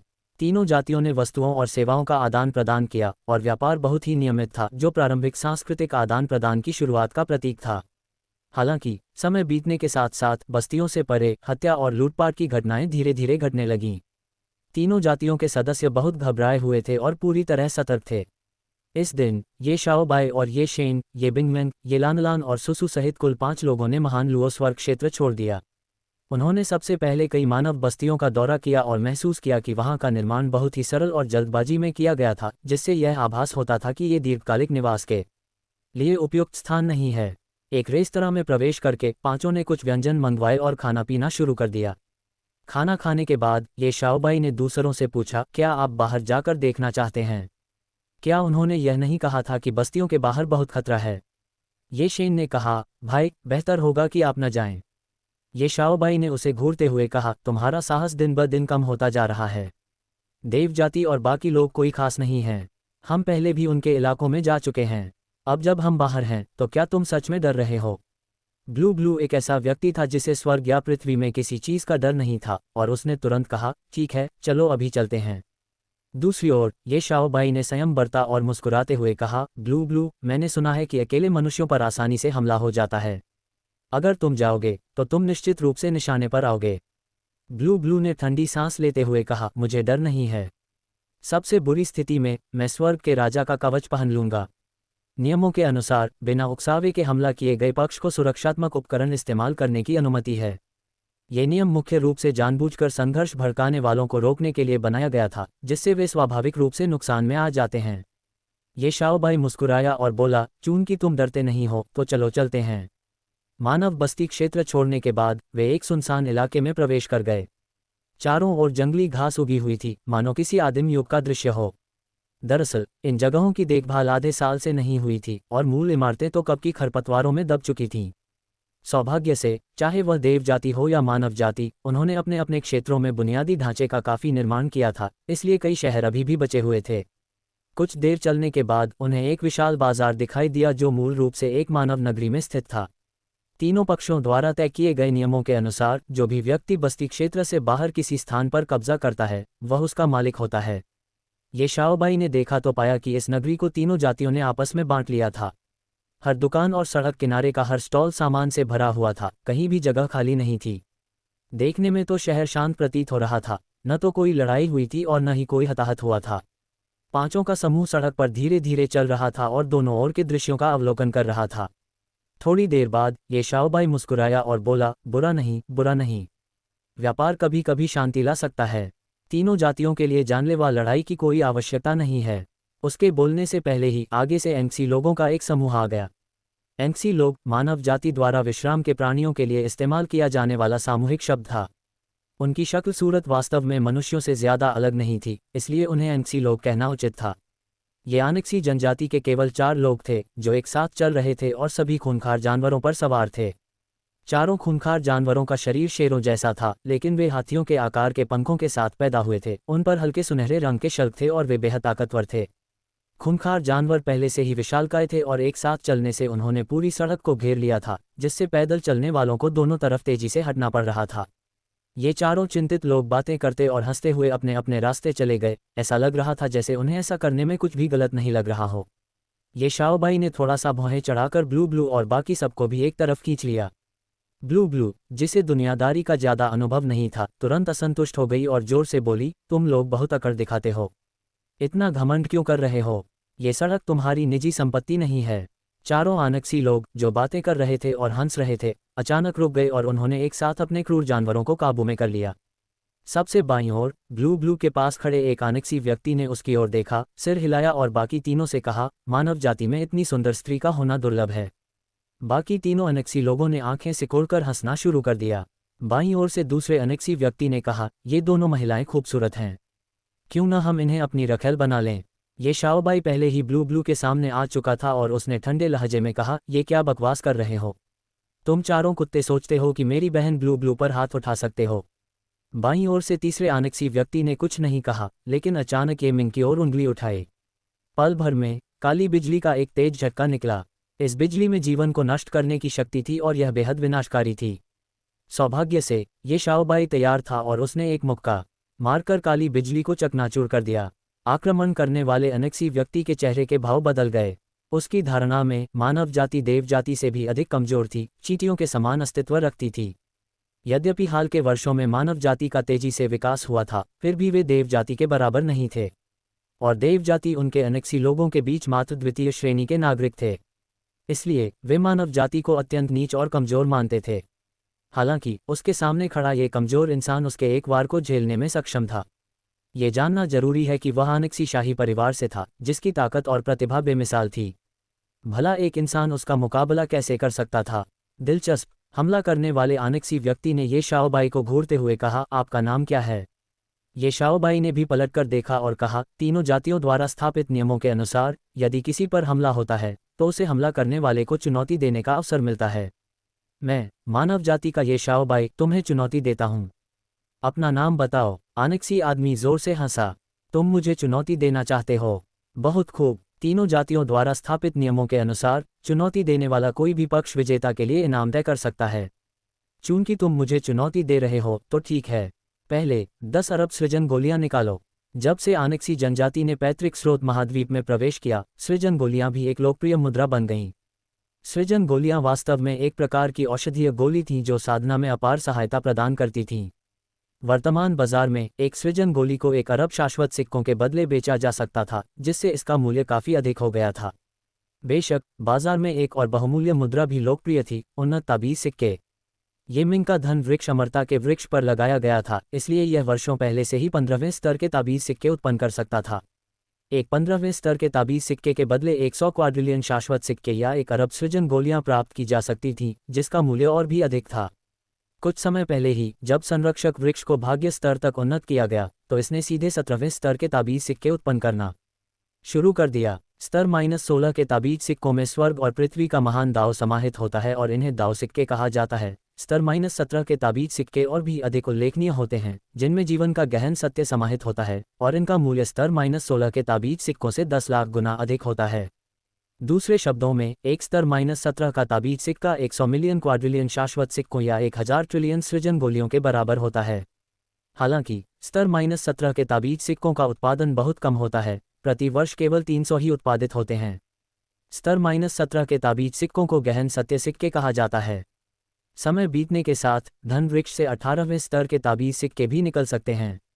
छोटी मृत्यु ने एक बार कहा था कि 18वें स्तर का ताबीज सिक्का हर 10 साल में केवल एक बार ही निकलता है। प्रत्येक ताबीज सिक्के में एक अलग आयाम समाहित होता है, जिसमें अनंत रहस्य होते हैं जिन्हें मूल्य से मापा नहीं जा सकता।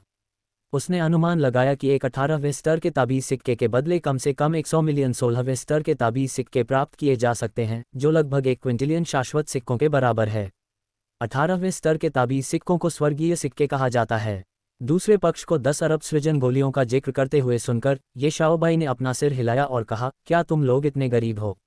10 अरब सृजन गोलियों की कीमत 2 ब्रह्मांड स्तरीय युद्धपोतों के मूल्य से अधिक नहीं है। तुम इतनी बेफिक्री से यह बात कैसे कह सकते हो? उस अनक्सी व्यक्ति ने अपनी आंखें सिकुड़ीं और फिर हंस पड़ा। उसने अपने बगल में खड़े 3 अन्य अनक्सी लोगों से कहा, लगता है आज हम खूब मुनाफा कमा सकते हैं। ये शाओबाई, बहुत अच्छा। इतना कहकर उसने 10 लेवल -17 ताबीज सिक्के निकाले, जिनका मूल्य 1 क्वाड्रिलियन क्रिएशन पिल्स के बराबर था। ये लेवल -17 के ताबीज सिक्के हैं। आपने इन्हें पहले नहीं देखा होगा, है ना? इनमें जीवन का गहन सत्य समाहित है और ये किसी प्राणी को जीवन का सच्चा अर्थ समझने में मदद कर सकते हैं, उसने उदासीनता से कहा। मैं इनकी कीमत 1 क्वाड्रिलियन सृजन गोलियों के बराबर लगाता हूं और शर्त लगाता हूं कि आप नहीं जीतेंगे। चारों चिंतित लोग लगभग उछल पड़े। मजाक कर रहे हो क्या? 1 क्वाड्रिलियन सृजन गोलियों से तो 5 मिलियन ब्रह्मांड स्तरीय युद्धपोत खरीदे जा सकते थे। ये लड़का कौन था और इतना अमीर कैसे हो गया? चारों अनक्सी लोगों के चेहरे के भाव बदलते देख ये शाओबाई ने विनम्रता से पूछा, पैसे नहीं हैं? कोई बात नहीं, आप एक ऋण लिख सकते हैं। वैसे भी तीनों जातियों द्वारा स्थापित कानूनों में स्पष्ट रूप से कहा गया है कि तीनों जातियों के बीच लेन देन ईमानदार होना चाहिए, अन्यथा नामहीन दाव पूर्वज द्वारा एक का नाश कर दिया जाएगा। आनिक्सी के उस व्यक्ति ने गहरी सांस लेते हुए कहा, महज 1 खरब सृजन गोलियां हम दे सकते हैं। मैं आनिक्सी शाही परिवार का लियागू आपकी चुनौती स्वीकार करता हूं और 1 खरब सृजन गोलियों की शर्त लगाता हूं। इस लड़ाई में अगर मैं जीतता हूं तो आप मुझे 1 खरब सृजन गोलियां देंगे। अगर आप जीते हैं तो मैं भी आपको 1 खरब सृजन गोलियां दूंगा। ये शाओबाई मुस्कुराए और बोले, बहुत खूब। इतना कहकर उन्होंने चुपचाप कुछ शब्द दोहराए। आकाश से सफ़ेद रोशनी की 2 किरणें आईं और उनके हाथ में मौजूद दस्ताबीज सिक्के गायब हो गए, जिन्हें अनामदाव पूर्वज ने ले लिया। वर्तमान अनामदाव पूर्वज कानून लागू करने वाले और मध्यस्थ की भूमिका निभा रहे थे, अन्यथा तीनों जातियां एक साथ नहीं रह पाती और निश्चित रूप से अराजकता फैल जाती। उसी समय आनिक्सी नामक व्यक्ति ली आगू ने भी चुपचाप कुछ शब्द पढ़े और उसके द्वारा निकाली गई 1 क्वाड्रिलियन सृजन गोलियों की बोतल भी गायब हो गई। उनके आसपास मौजूद दर्शक एक एक करके तितर-बितर हो गए। कई लोगों ने ये शाओबाई को महान दिव्य पूज्य के पुत्र के रूप में पहचान लिया और उन्हें सलाह देने लगे, युवा दिव्य पूज्य, कृपया आवेग में आकर कोई कदम न उठाएं। आपको लड़ाई नहीं करनी चाहिए। जी हाँ, युवा आदरणीय आनिक्सी लोग बहुत शक्तिशाली हैं। जोखिम उठाने की कोई जरूरत नहीं है।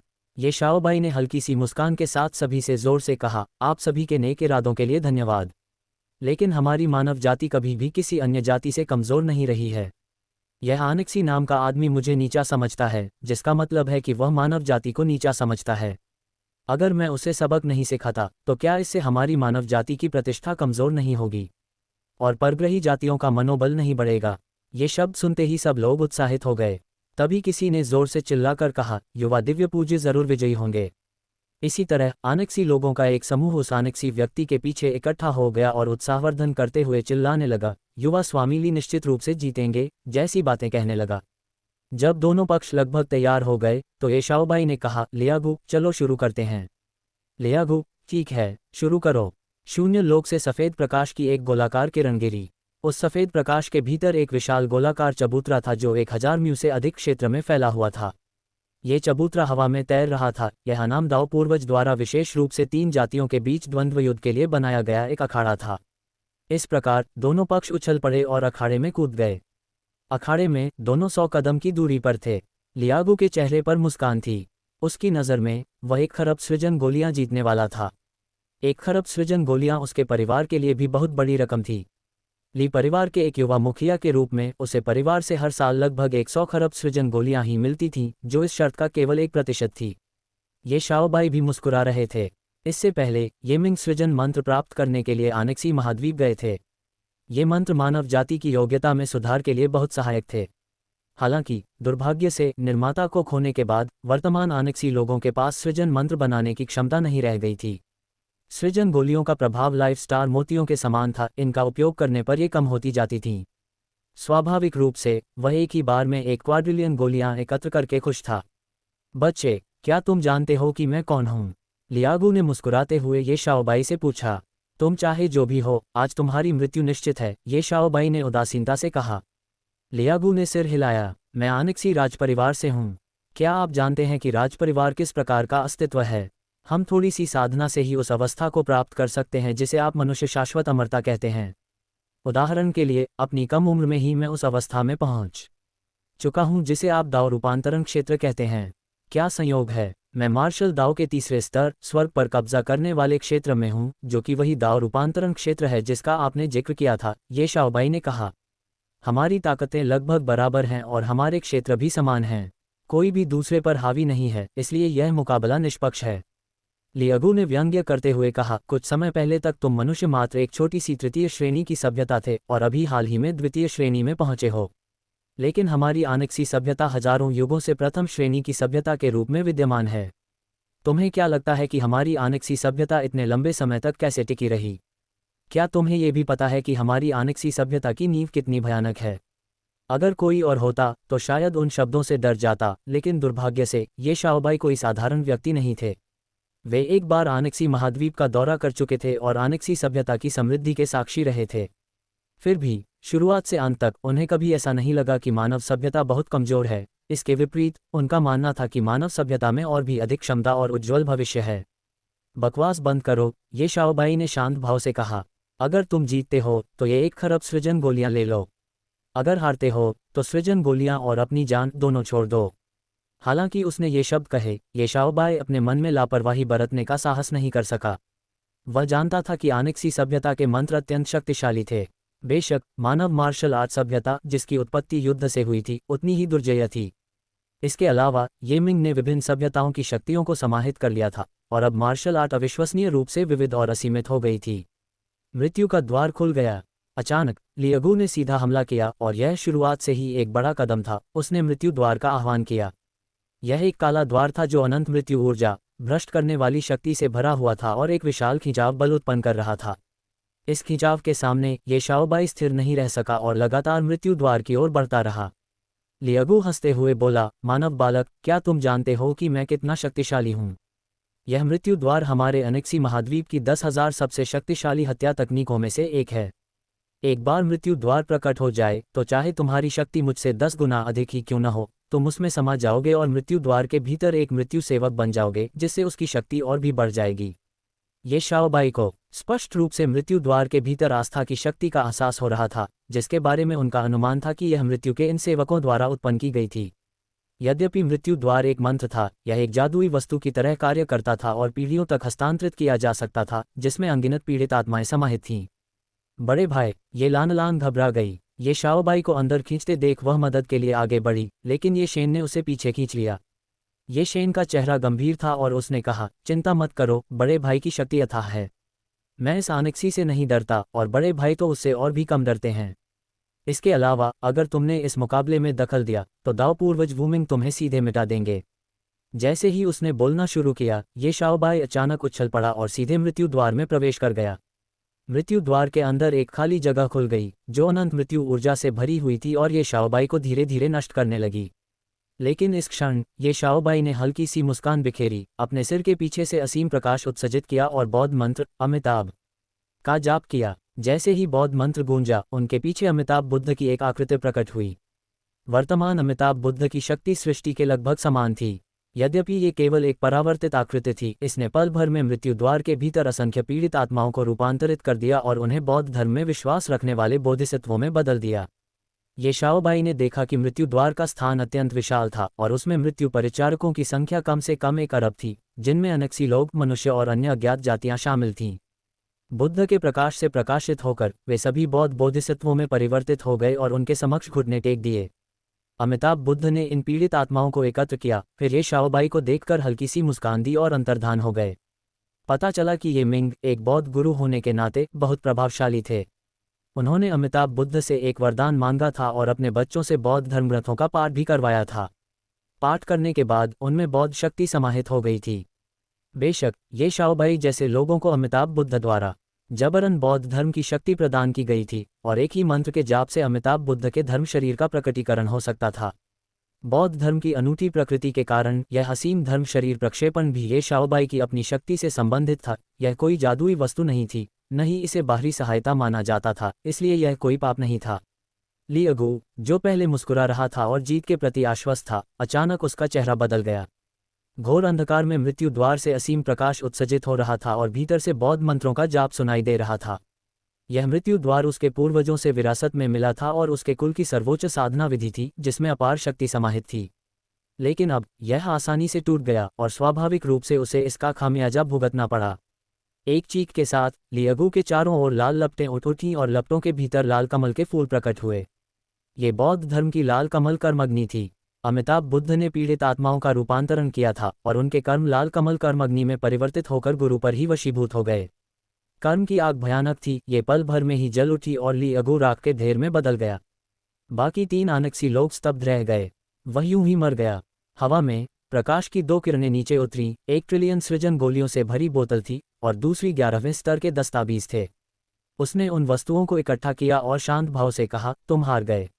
अलविदा। रुको, तुमने हमारे दोस्त को मार डाला और तुम्हें लगता है कि तुम ऐसे ही जा सकते हो। पहले बोलने वाले एंक्सी व्यक्ति ने तीखे स्वर में कहा। ये शाओबाई को हंसी आ गई और उसने पूछा, क्या क्या तुम मुझे भी चुनौती देना चाहते हो? क्या मुझे तुम्हें चुनौती देने की भी जरूरत है? मैं तो तुम्हें सीधे ही मार डालूंगा। ये व्यक्ति बेहद अहंकारी था। हाथ के एक इशारे से ही आकाश पल भर में काला हो गया और ऊपर से अरबों घातक प्रकाश की किरणें निकलीं, जो हवा में एक विशाल तलवारनुमा आकृति में तब्दील हो गईं। तलवारों का घेरा प्रकट होते ही पूरा शहर उसकी चपेट में आ गया। खौफनाक जानलेवा इरादे ने सबको अपने घरों में छिपने पर मजबूर कर दिया। कोई भी बाहर निकलने की हिम्मत नहीं कर रहा था। ये शाओबाई ने तलवारों की उस विशाल संरचना को ऊपर देखा और मन ही मन आश्चर्यचकित रह गया। मार्शल आर्ट सभ्यता में तलवारबाजी का तरीका तेजी से विकसित हुआ था, लेकिन ऐसा लगता था कि आकाश में स्थित इस विशाल संरचना जैसी अलौकिक स्तर की संरचना किसी और तलवार संरचना तक नहीं पहुंच सकती थी।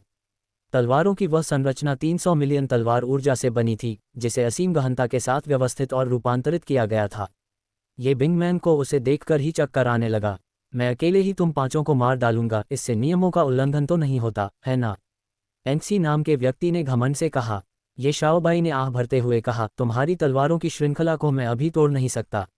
ये बहुत शक्तिशाली है। दूसरे पक्ष ने भारी स्वर में कहा, मैं हुआ शिन्यान हूँ, आनेक्सी शाही परिवार का। आज मेरे हाथों तुम्हारी मृत्यु होना तुम्हारा सौभाग्य है। ये शाओबाई ने सिर हिलाते हुए कहा, मैं इसे अभी नहीं तोड़ सकता, लेकिन इसका मतलब यह नहीं है कि मैं इसे भविष्य में नहीं तोड़ सकता। बस एक पल रुकिए। इतना कहकर उसने एक मुक्का मारा और समय सचमुच पीछे की ओर चलने लगा, ठीक उसी क्षण पर लौट आया। इस समय तक वह और ये शेन शहर से निकले नहीं थे। उन्होंने हल्की सी मुस्कान बिखेरी और महान लुओ स्वर्ग के 32वें तल में प्रवेश किया। महान लुओ स्वर्ग के 32वें तल में दो असाधारण व्यक्ति निवास करते थे, शतरंज की संरचना करने वाले फान वुफा और पुनर्जन्म के 6 पथों की रचना करने वाले फान वुटियन। फैन वुफा की शतरंज कला की बारीकियां असीम थीं, वहीं फैन वुटियान के पुनर्जन्म के 6 मार्ग ब्रह्मांड से परे स्वतंत्र रूप से विद्यमान थे और एक अलग ही प्रकार की शक्ति रखते थे। ये दोनों ही ये मिंग के सगे भाई थे। कुछ समय पहले ही दोनों ने स्वर्ग प्रवेश क्षेत्र में प्रवेश किया था और ये मिंग स्वयं उन्हें बधाई देने आए थे। वर्तमान में मानव जाति में मार्शल आर्ट प्रणाली से बाहर भी बड़ी संख्या में स्वर्ग प्रवेश क्षेत्र के शक्तिशाली योद्धा उभर रहे थे, जो कोई असामान्य बात नहीं थी। प्रणाम करें बड़े चाचा जी, दूसरे चाचा जी, ये शाओबाई ने अत्यंत विनम्रता से कहा। फैन वुटियन और फैन वुफा उनका अभिवादन करने के लिए बाहर आए और फैन वुफा ने मुस्कुराते हुए कहा, शाओबाई आप क्यों आए हैं? ये शाओबाई मुस्कुराया और बोला, दूसरे चाचा, मैं आपकी शतरंज की तरकीबें सीखना चाहता हूँ। फैन वुफा मुस्कुराया, बच्चे, तुम्हारे पिता की शतरंज की कला मुझसे भी अधिक शक्तिशाली है, तुम उनसे क्यों नहीं सीखते? ये शाओबाई, मेरे पिता कॉस्मिक ब्रेन का अभ्यास करते हैं और शतरंज की संरचना उसमें समाहित हो चुकी है, इसलिए अब शतरंज की संरचना शुद्ध नहीं रही। मैंने अपने पिता को ये कहते हुए सुना है कि इस संरचना में 13 परतें हैं और 9वीं परत स्वर्ग प्रवेश क्षेत्र के शक्तिशाली योद्धाओं को मार सकती है। संभवतः 13वीं परत सृजन क्षेत्र के शक्तिशाली योद्धाओं को मार सकती है। फैन वुफा ने कहा, यह स्वाभाविक है। मैंने जीवन भर लगन से साधना की है और वर्तमान में मैं केवल 9वें स्तर तक ही पहुंचा हूं। शेष 4 स्तरों को पार करने की मुझे इस जीवन में कोई उम्मीद नहीं है। ये शाओबाई, दूसरे चाचा, मैं शतरंज की चालें सीखकर तलवारों की अपनी खुद की व्यवस्था बनाना चाहता हूँ। शतरंज की चालों से तलवारों के पथ विकसित करने से अप्रत्याशित प्रभाव पड़ सकते हैं। फैन वुफा मुस्कुराए और बोले, ये तो स्वाभाविक है। अगर आप सिर्फ शतरंज की रणनीति का ही इस्तेमाल करें तो भी आम लोग आपका मुकाबला नहीं कर सकते। क्योंकि ये शाओबाई सीखने के लिए उत्सुक थे, इसलिए फैन वुफा ने स्वाभाविक रूप से उन्हें सब कुछ सिखाया। कुछ ही दिनों में ये शाओबाई ने शतरंज की कला को समझ लिया और आसानी से 4थी स्तर तक अभ्यास कर लिया। शायद ये मिंग की बुद्धिमत्ता से प्रेरित होकर उन्होंने अगले कुछ दिनों में 9वीं स्तर को भी पार कर लिया। शतरंज की पंक्ति को भेदने के बाद उसने एरबाई को पाया और उससे तलवारों का एक सेट मांगा। ये तलवारों का सेट प्रोटोस सभ्यता के संग्रहालय से प्राप्त किया गया था। प्रत्येक ब्लेड अत्यंत छोटा था, काले और सफ़ेद रंग में विभाजित था, लगभग नंगी आंखों से अदृश्य था और इनकी कुल संख्या चौंका देने वाली 10 अरब थी। ये शाओबाई ने इन काले और सफ़ेद तलवारों का नाम काले और सफ़ेद शतरंज की तलवारें रखा। 1 अरब शतरंज की तलवारें प्राप्त करने के बाद उसने परिवर्तनों का अनुमान लगाया। अपने हाथों के एक इशारे से 1 अरब शतरंज की तलवारें आकाश में उड़ गईं, घनी रूप से एकत्रित होकर एक निरंतर परिवर्तनशील शतरंज पथ तलवार सरणी का निर्माण किया। तलवारबाजी में महारत हासिल करने के बाद वह मुस्कुराया और फिर गायब हो गया।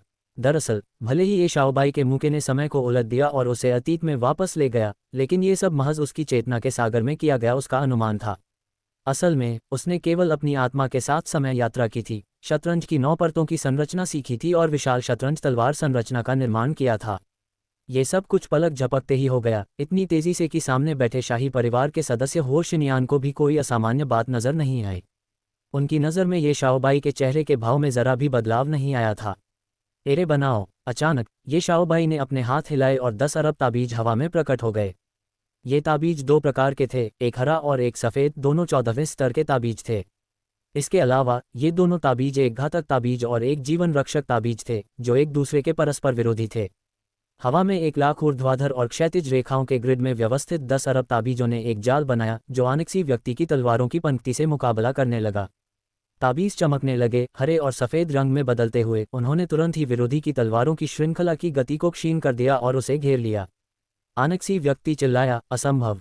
ये तलवारों की श्रृंखला तो बिल्कुल अभेद्य है। किसी भी परिस्थिति को तोड़ा जा सकता है, ये शाओबाई ने शांत भाव से कहा। नियमों के अनुसार तुमने मुझ पर पहले हमला किया, इसलिए मैं आत्मरक्षा के लिए हथियार उठा सकता हूँ। इसलिए मैं क्षमा चाहता हूँ, लेकिन मैं अब तुम्हें सबक सिखाने वाला हूँ। उसके शब्द पूरे होने से पहले ही ये शाओबाई ने स्वर प्रवेश कवच धारण कर लिया। पल भर में एक भयानक शक्ति आनक्सी व्यक्ति पर केंद्रित हो गई।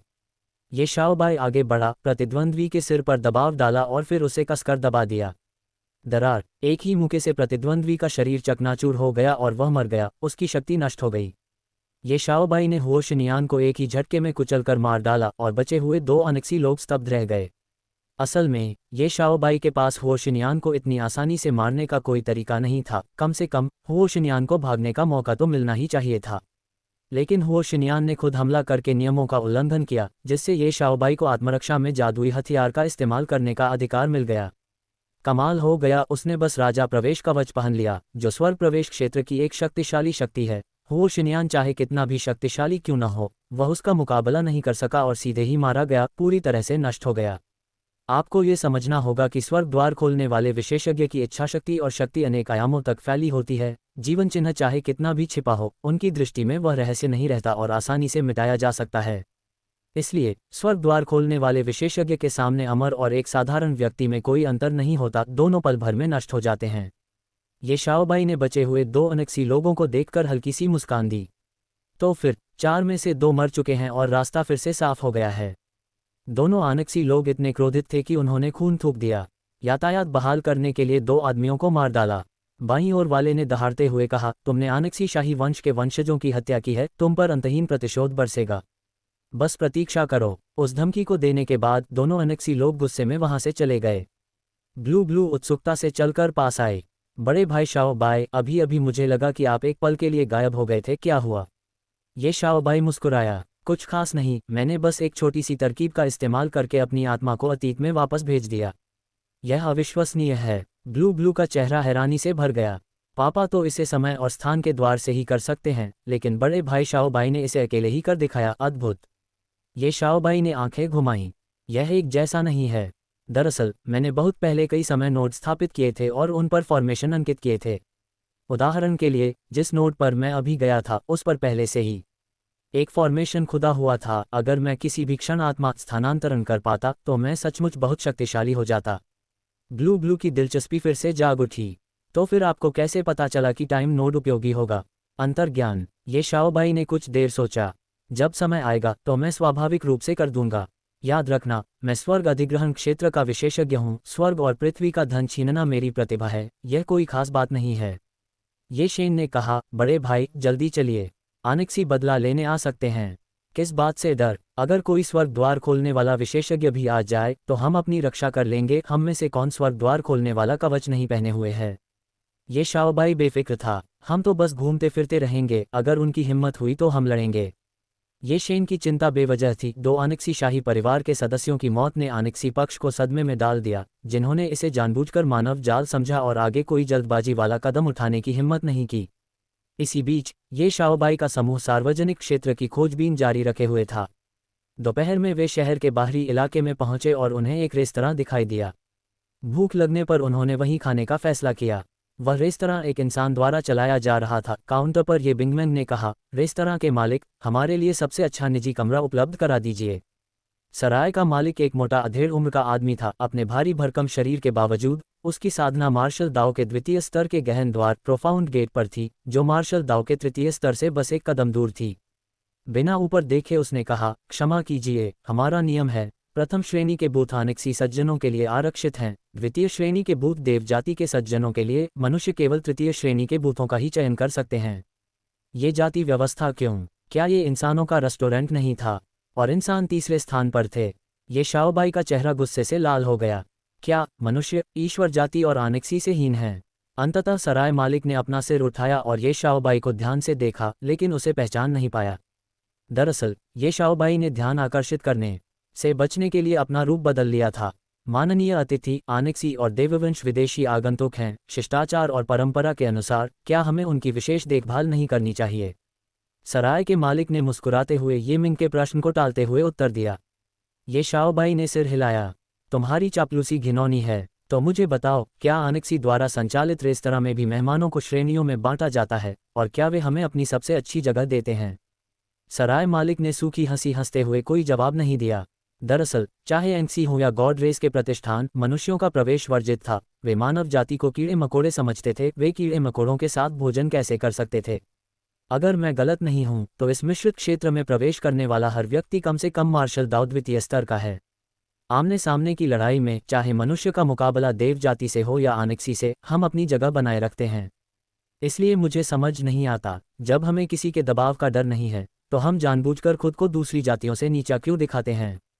ये शाओबाई ने धीमी आवाज में पूछा। सराय मालिक चिढ़कर चिल्लाया, ग्राहक, अगर खाना चाहिए तो खाओ, अगर ठहरना है तो ठहरो, अगर और कुछ नहीं है तो मेरे पास बात करने का समय नहीं है। एक झटके में ये शाओबाई ने काउंटर को चकनाचूर कर दिया और ठंडे स्वर में कहा, मुझे आज ही जवाब दो वरना मैं तुम्हारा पूरा रेस्टोरेंट तोड़ दूंगा। ओह, अपनी धौंस जमाने की कोशिश कर रहे हो?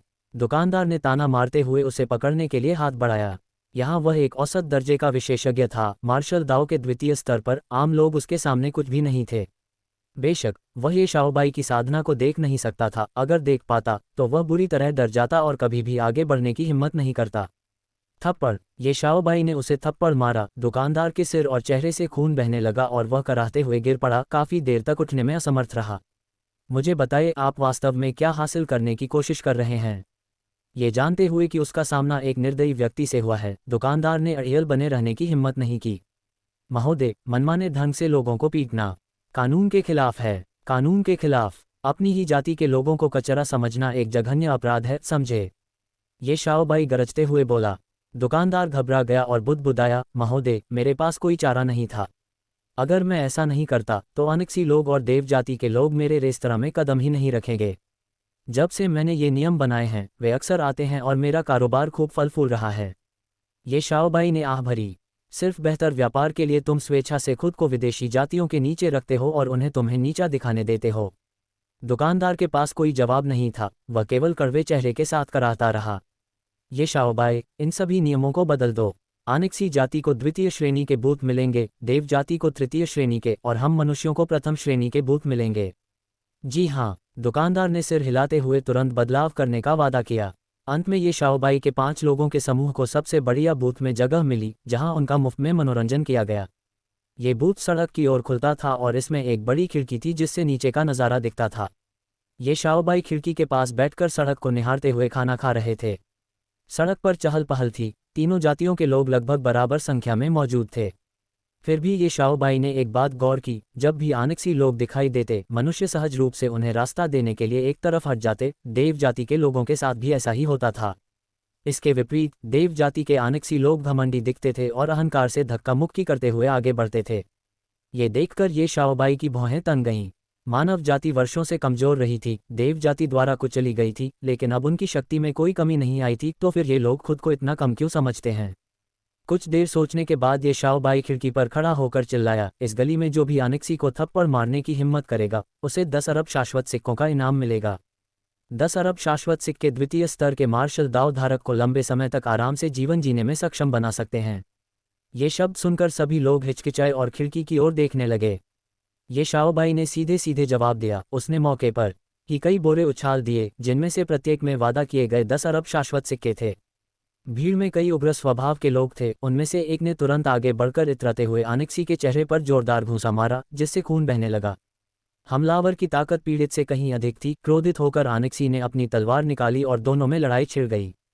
लेकिन वह इंसान शारीरिक रूप से कहीं अधिक शक्तिशाली था और कुछ ही क्षणों में उसने एंक्सी को इतनी बुरी तरह से हराया कि वह शर्मिंदा होकर भाग गया। आनेक्सी को भगाने के बाद उस आदमी ने एक बोरी उठाई, उसमें पैसे देखे, ठीक 10 अरब, मुस्कुराया और ये शाओबाई को पुकार कर पूछा, अगर मैं किसी और को मारूं तो क्या मुझे इनाम मिलेगा? ये शाओबाई हंसे, 2 अरब तक पहुंचो, 200 अरब, 3 तक पहुंचो, 300 अरब, कोई ऊपरी सीमा नहीं। ये सुनकर वह आदमी दहाड़ा और सन रह गई आनेक्सी की ओर दौड़ पड़ा। पैसा इतनी आसानी से मिलते देख भीड़ चिल्लाने लगी और आपस में भिड़ गई। दुर्घटनाओं से बचने के लिए उन्होंने अपने से कमजोर या बराबर के एंक्सी को निशाना बनाया। पल भर में सड़क पर अफरा तफरी मच गई, चीख पुकार और झड़पों का शोरगुल फैल गया। ये शाओबाई ने शांत भाव से देखा।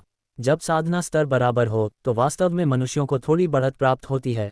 आखिरकार मार्शल दाओ सभ्यता युद्ध में निपुण थी, जबकि आनेक्सी सभ्यता की ताकतें कहीं और थीं। आधे घंटे बाद सड़क पर मौजूद लगभग हर आनेक्सी की पिटाई हो चुकी थी। बाकी बचे हुए लोग डरे हुए पक्षियों की तरह इधर उधर भाग रहे थे।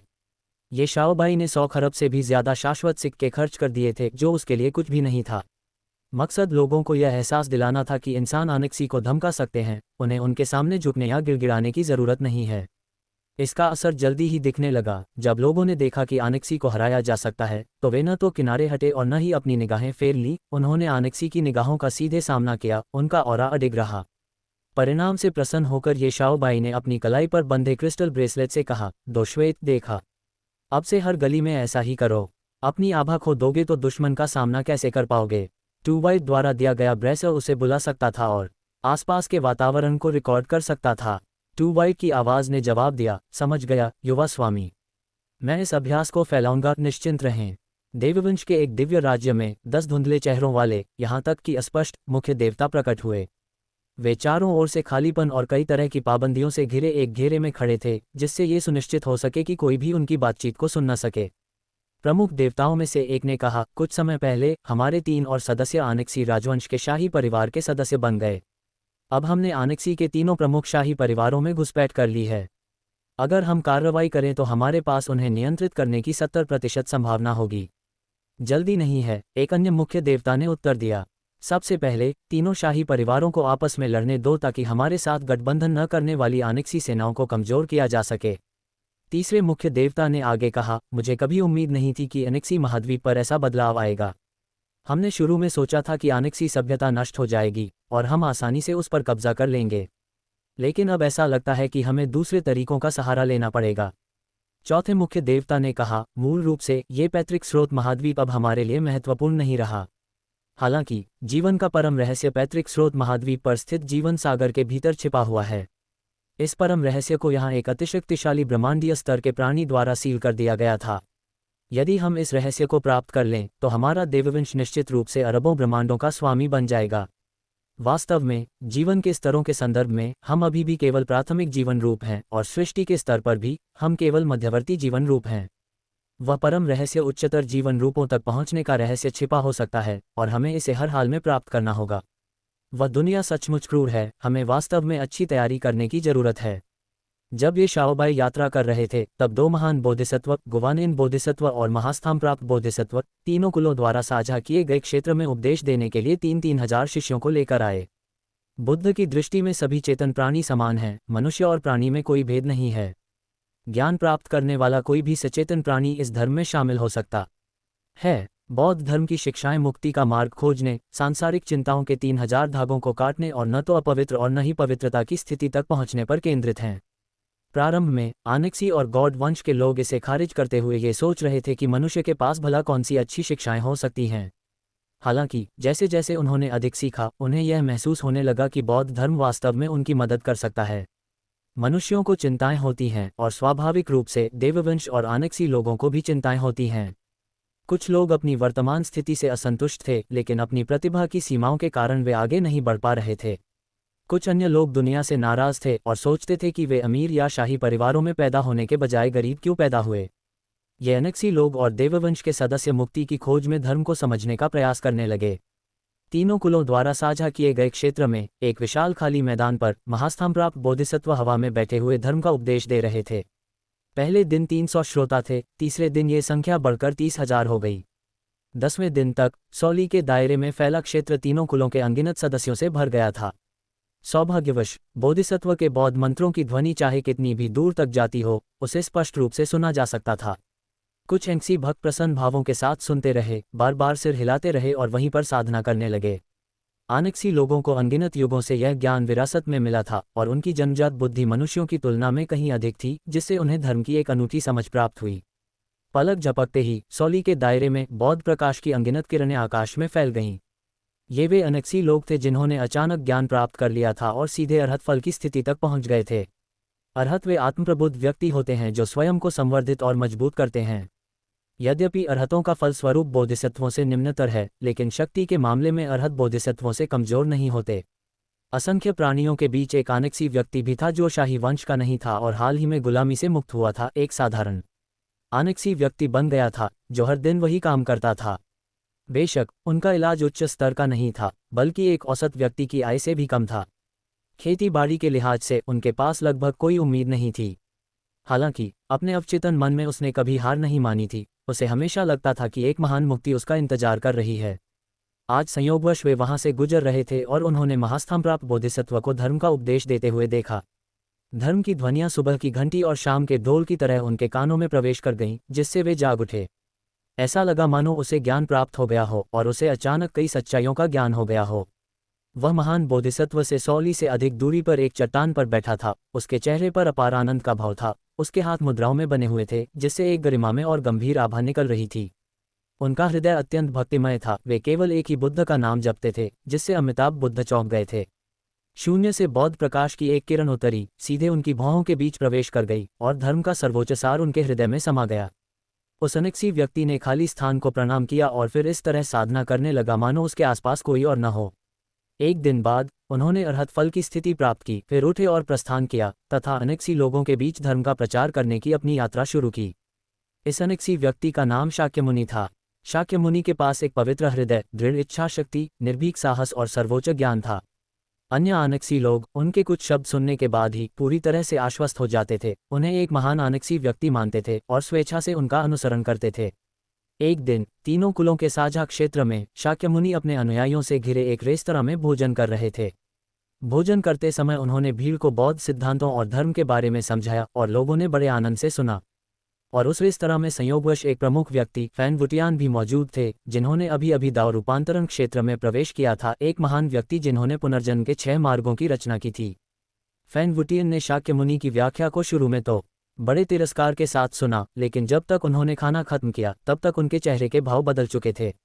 उन्होंने अपना भोजन और शराब एक तरफ रख दी, शाक्यमुनि के पास कुछ कदम चले और झुककर कहा, मैं फैन वुटियन हूँ। गुरुजी, क्या आप मुझे धर्म सिखा सकते हैं? शाक्यमुनि ने हल्की सी मुस्कान के साथ कहा, मैं आप में एक महान बोधिसत्व की आभा देखता हूँ जो भूतों और पाताल लोक पर शासन करता है। आज से तुम्हारा धर्म नाम क्षतिगर्भ होगा। इस प्रकार शाक्यमुनि को एक और अनुयायी मिल गया। इसके अलावा फैन वुटियान ने निस्वार्थ भाव से पुनर्जन्म के 6 मार्गों की अपनी विधियों को शाक्यमुनि को प्रदान किया। उस समय तक ये मिंग ने युवा आनेक्सी पुरुष शाक्यमुनि पर ध्यान नहीं दिया था। उसकी सारी ऊर्जा साधना पर केंद्रित थी। वह स्वर्ग विनाशकारी क्षेत्र के 5वें चरण में प्रवेश करने की तैयारी कर रहा था। एक बार जब वह 5वें चरण में प्रवेश कर लेगा तो वह स्वतंत्र रूप से अन्य ब्रह्मांडों में प्रवेश करने में सक्षम होगा और सृष्टि का क्षेत्र उसके लिए अब दूर नहीं रहेगा। इसके अलावा ये मिंग को और भी कई काम करने थे, जैसे कि महान लुओ स्वर्ग की 32 परतें। उन्हें इसके निर्माण में और तेजी लाने की जरूरत थी। सृजन की दुनिया बनाना कोई साधारण काम नहीं था, इसके लिए अपार मानसिक प्रयास की आवश्यकता थी। इसलिए ये मिंग ने अपनी पूर्व निर्धारित योजना को क्रियान्वित करना शुरू कर दिया। धीरे धीरे उन आयामों को शामिल करते हुए जहां 40 स्वर्ग स्थित थे, उन्हें परम आनंद की शुद्ध भूमि में समाहित कर लिया ताकि अमिताभ बुद्ध की प्रतिमा स्थापित की जा सके। असल में वह अभी ऐसा नहीं कर सकता था। उसे कम से कम स्वर्ग द्वारागमन के 5वें चरण तक पहुंचने की आवश्यकता होगी। सौभाग्यवश अमिताभ बुद्ध अभी भी मौजूद थे, जिनकी साधना सृष्टि के निकट थी, इसलिए ये छोटी सी बात स्वाभाविक रूप से कोई समस्या नहीं थी। भविष्य में परम आनंद की शुद्ध भूमि एक क्षेत्र बन जाएगी जो बौद्ध क्षेत्र होगा। इसकी स्थिति यिंग क्षेत्र और यांग क्षेत्र के समकक्ष होगी, जिसमें 40 वर्गों के आयामों जैसे कई आयाम शामिल होंगे। दरअसल ये भविष्य की प्रगति की नींव भी रख रहा था। भविष्य में जब ये मिंग सृजन के स्तर तक पहुंच जाएगा तो यह महान लुओ स्वर्ग क्षेत्र एक ब्रह्मांड के बराबर होगा और एक ब्रह्मांड को विभिन्न क्षेत्रों में विभाजित करना अत्यंत सामान्य बात होगी। धर्म में 40 आयामों का वर्णन बहुत पहले से ही किया जा चुका था।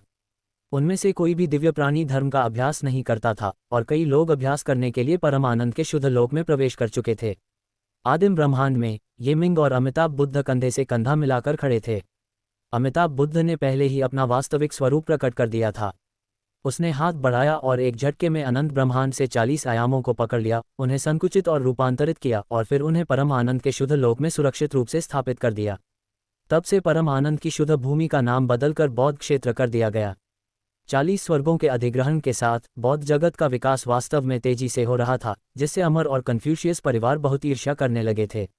इस प्रकार शरद ऋतु की एक रात जब पानी की तरह सुहावनी थी, दो महान ऋषि दर्शन करने आए। एक तो स्वाभाविक रूप से गुरु थे और दूसरे युकिंग त्यानजुन थे, जो 3 पवित्र पुरुषों में से एक थे। युकिंग त्यानजुन का व्यवहार शांत और संयमित था, उनमें चिंता के कोई लक्षण नहीं दिख रहे थे। हालांकि उनके पहले शब्द अलग थे। उन्होंने कहा, महान दिव्य पूज्य, आपको किसी एक को दूसरे पर वरीयता नहीं देनी चाहिए। उस समय को याद कीजिए जब हमारे तीनों धर्म, बौद्ध धर्म, ताओवाद और अमरता, समान स्तर पर थे। लेकिन अब दोबारा देखने पर पता चलता है कि बौद्ध धर्म और ताओवाद फल फूल रहे हैं, जबकि हमारे अमरताओं के लिए कोई जगह नहीं बची है। ये मिंग ने अपनी नाक रगड़ते हुए कहा, बौद्ध धर्म और ताओवाद का फलना फूलना उनका भाग्य है, यह ऐसी चीज नहीं है जिसे मैं नियंत्रित कर सकता हूँ। गुरु ने मुस्कुराते हुए कहा, महान दिव्य पूज्य, यदि आप अमिताभ बुद्ध की रचना कर सकते हैं, तो क्या आप एक और उतने ही शक्तिशाली महान ऋषि और गुरु की रचना नहीं कर सकते? युकिंग त्यानजुन ने भी कहा, बिल्कुल सही। यदि परम पूज्य देवदेव एक और 3 पवित्र जनों का सृजन कर सकें, तो हम तीनों संन्यास लेने और वर्तमान बुद्ध की तरह स्वेच्छा से आपके शिष्य बनकर आपकी सेवा करने के लिए तैयार हैं। ये मिंग ने उन दोनों को देखकर कहा, क्या आप दोनों का मतलब यह है कि महान लुओ स्वर्ग क्षेत्र में एक अमर क्षेत्र और एक कन्फ्यूशियस क्षेत्र भी होना चाहिए? युकिंग त्यानजुन ने कहा, यदि परम पूज्य देवस्वम तीनों धर्मों को पुनर्जीवित कर सकते हैं, तो तीनों धर्म परम पूज्य देवस्वम के हो जाएंगे और हमें कोई आपत्ति नहीं होगी। गुरु ने यह भी कहा, दाओवादी मित्र युकिंग सही हैं। महान दिव्य पूज्य एक महान व्यक्ति हैं जो भविष्य में आदिम अराजकता को खोलेंगे और ब्रह्मांड को पुनर्स्थापित करेंगे। भविष्य में यदि परम पूज्य देवदूत स्वयं को स्थापित करने में सफल होते हैं, तो तीनों धर्म निश्चित रूप से उनकी बहुत सहायता करेंगे। जरा सोचिए, मानव पूर्वजों ने 3 धर्मों की स्थापना क्यों की थी?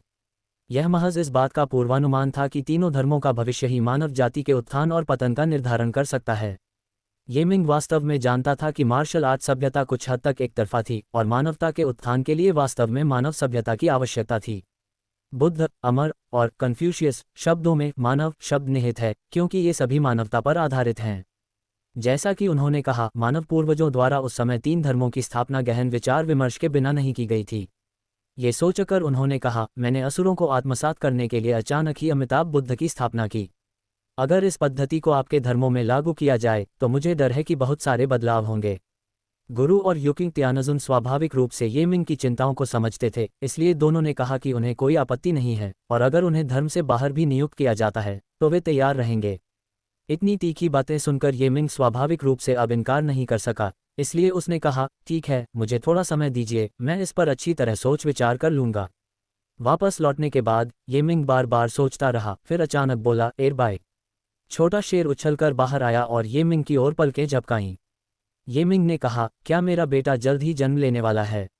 एरबाई ने उत्तर दिया, हाँ, उसका जन्म 3 दिन में होगा।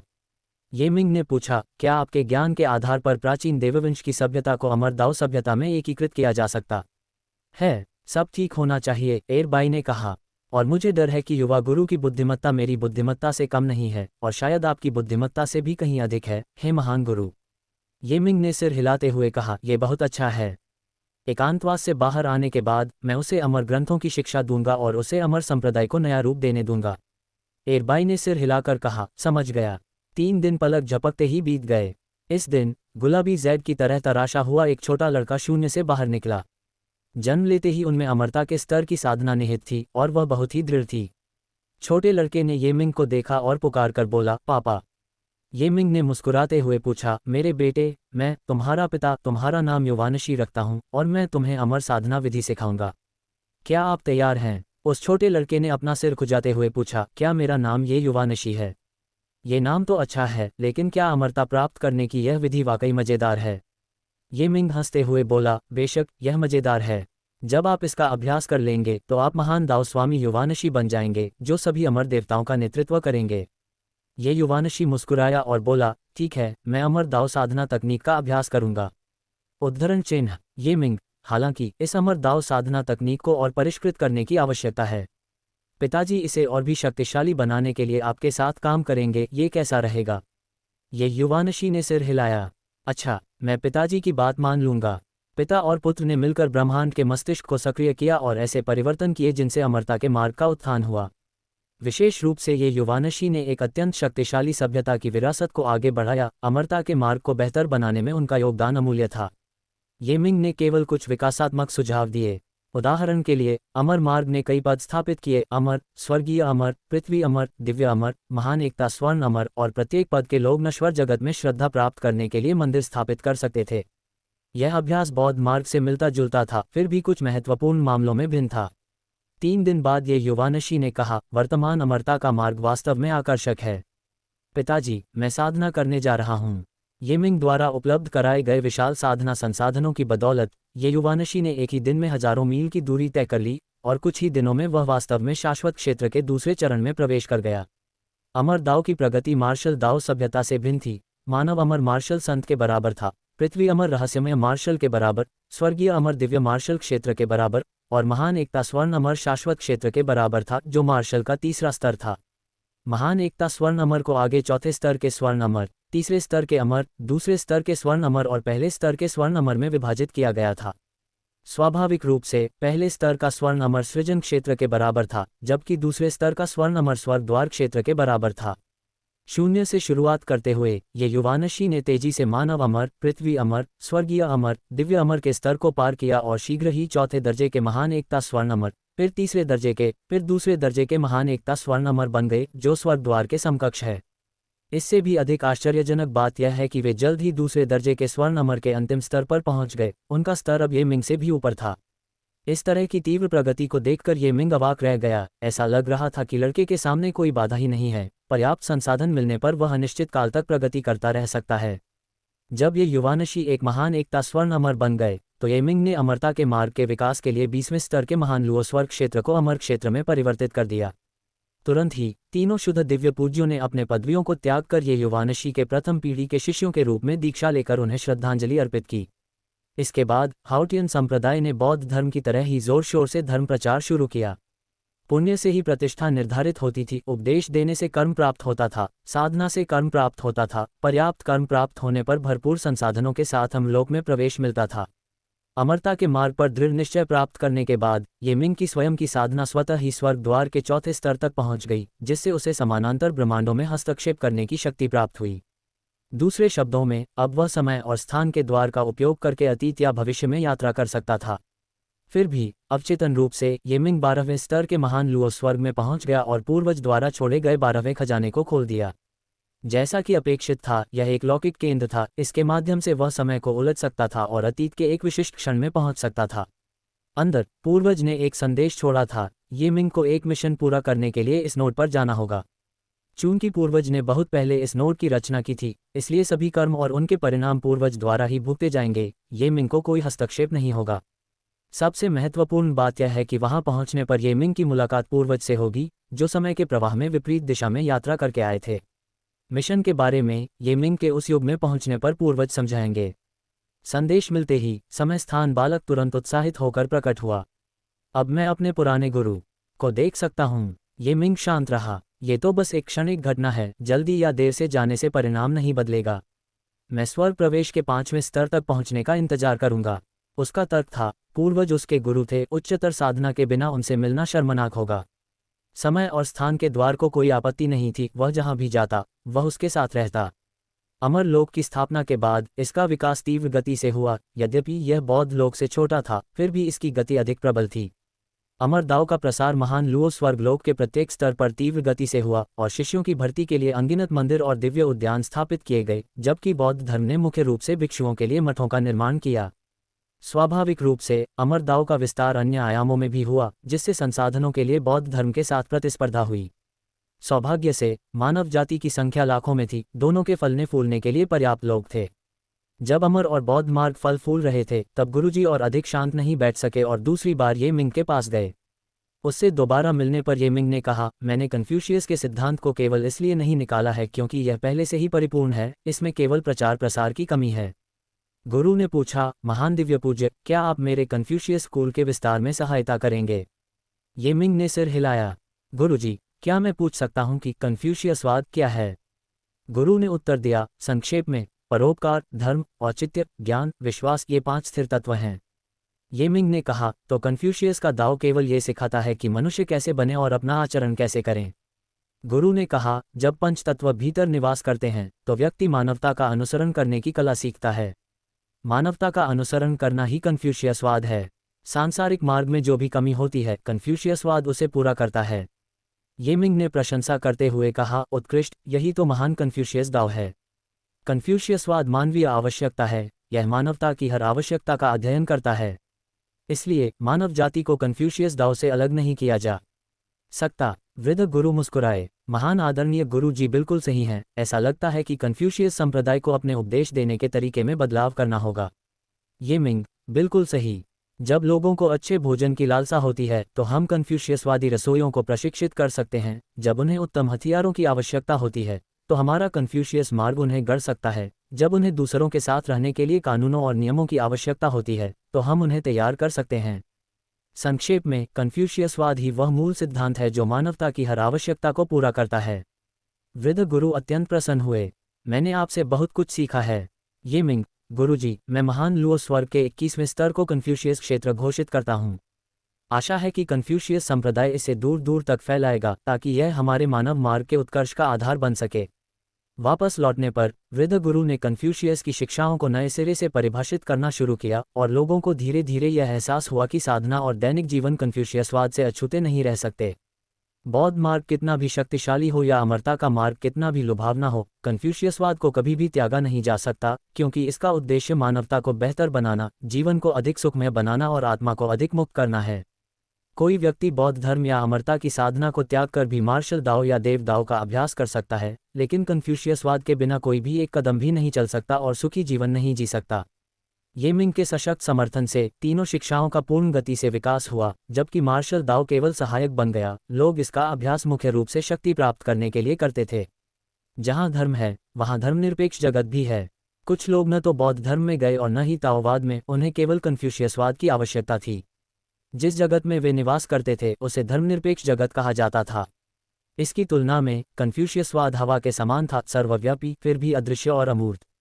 इस प्रकार मानव समाज धीरे धीरे बौद्ध जगत, अमर जगत और धर्मनिरपेक्ष जगत में विभाजित हो गया, जबकि कन्फ्यूशियसवाद चुपचाप बौद्ध धर्म, दाओवाद और धर्मनिरपेक्ष दुनिया में व्याप्त हो गया। 10 वर्ष लगभग बिना किसी ध्यान के बीत गए। ये युवानशी ने अपनी विरासत सभ्यता को मानव सभ्यता में पूरी तरह से विलीन कर दिया था। अब मार्शल दाओ सभ्यता कड़ी का काम करती थी, अमर और बौद्ध सभ्यताएं केंद्रबिंदु थीं और कन्फ्यूशियस सभ्यता आधार प्रदान करती थी। इन सभी ने मिलकर एक नई सभ्यता का निर्माण किया, मानव दाओ सभ्यता। ईश्वरीय दाओ सभ्यता ही वह सच्चा गंतव्य था जिसकी ये मिंग हमेशा से तलाश कर रहा था। इन 10 वर्षों के दौरान उसने बौद्ध, अमर और कन्फ्यूशियस साधना तकनीकों का क्रमिक रूप से अभ्यास किया, जिससे उसे मार्शल दाओ के निरंतर निर्माण में बहुत सहायता मिली। अंततः सभी 10,000 विधियां एक में समाहित हो जाती हैं। 3 शिक्षाएं भी इसका अपवाद नहीं थीं। उन 10 वर्षों में मानवता के बीच अनगिनत प्रतिभाओं का उदय हुआ और ये शाओबाई अब एकमात्र सलाहकार नहीं रहे। ये युवानशी, अमिताभ बुद्ध, तीनों सम्राट, ग्लू और ये शेन सहित 1 दर्जन से अधिक अन्य लोग परिषद में शामिल हुए। ये युवानशी ने एक शानदार सभ्यतागत विरासत में योगदान देकर प्रथम स्थान प्राप्त किया। अमिताभ बुद्ध ने अन्य ब्रह्मांडों में बौद्ध धर्म का प्रसार करने और अनगिनत आयामी प्राणियों को बौद्ध धर्म में परिवर्तित करने के लिए दूसरा स्थान प्राप्त किया। तीसरा स्थान ये शाओबाई, जिनका महान योगदान आरंभिक काल में ही सामने आया। चौथा स्थान तीनों सम्राटों द्वारा साझा किया गया। तीनों शिक्षाओं को फलते फूलते देखकर और यह जानते हुए कि तीनों सम्राटों का महान जगत लंबे समय से मानवता का आधार रहा है, तीनों सम्राटों ने पीछे न रहने का निश्चय किया। उन्होंने हाउटियन संप्रदाय की पद्धतियों का अनुकरण किया और तीनों सम्राटों के संप्रदाय की स्थापना की तथा स्वर्गीय सम्राट, पृथ्वी के सम्राट और मानव सम्राट की उपाधियां अपने पास रखीं। हाउटियन संप्रदाय का विकास सबके सामने था और यह शीघ्र ही अमर संप्रदाय, बौद्ध धर्म और कन्फ्यूशियस धर्म के साथ चौथी प्रमुख धार्मिक शक्ति बन गया। इसका सिद्धांत प्रभुत्वशाली था। जो लोग इस पर विश्वास नहीं करते थे उनका अंत बुरा होता था।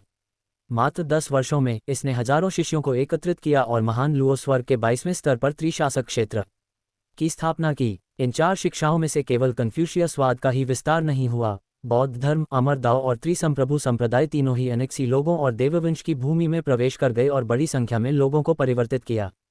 इन तीनों ने तो अन्य ब्रह्मांडों में भी प्रवेश किया और अपने से परे अनुयायियों की भर्ती की। फिर भी महान लुओ स्वर्ग क्षेत्र में निहित 4 शिक्षाओं के विकास का अर्थ मानवता का उत्थान था।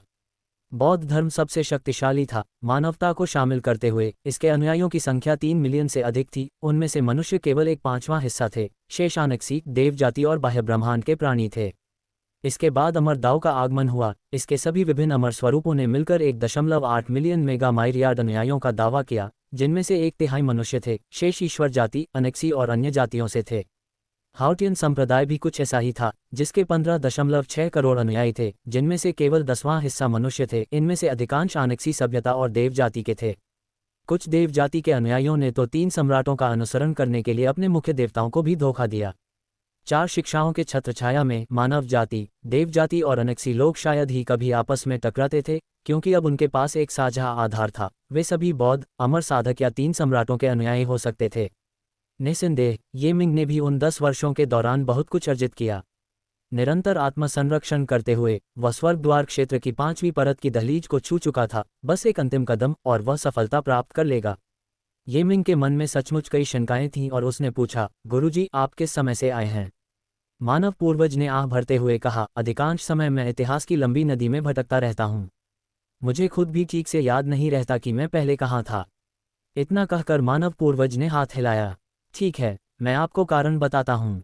क्या आपने उन लोगों को पहले देखा था? क्या आप उनके मूल के बारे में जानते हैं? ये मिंग ने सिर हिलाया। ये शिष्य नहीं जानता, मानव पूर्वज ने कहा। वे अमर गुरुओं की पहली पीढ़ी के वंशज हैं, और उन पहली पीढ़ी के अमर गुरुओं का सृजन 2 शक्तिशाली व्यक्तियों द्वारा किया गया था, जिनके पास उन्नत जीवन शक्ति थी और उन्होंने अपने शरीर, रक्त और बुद्धि का उपयोग किया था। पहली पीढ़ी के अमर गुरुओं की शक्ति और बुद्धि आपके युग के मनुष्यों से कहीं अधिक थी।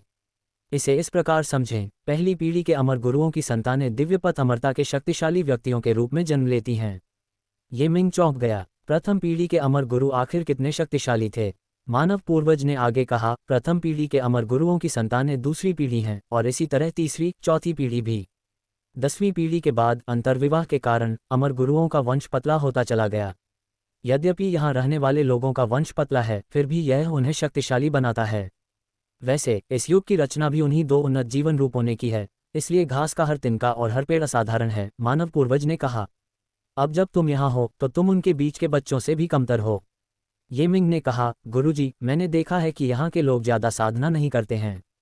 वे साधना क्यों करेंगे? मानव पूर्वज ने कहा, साधना के बिना भी उनकी शक्ति असाधारण है।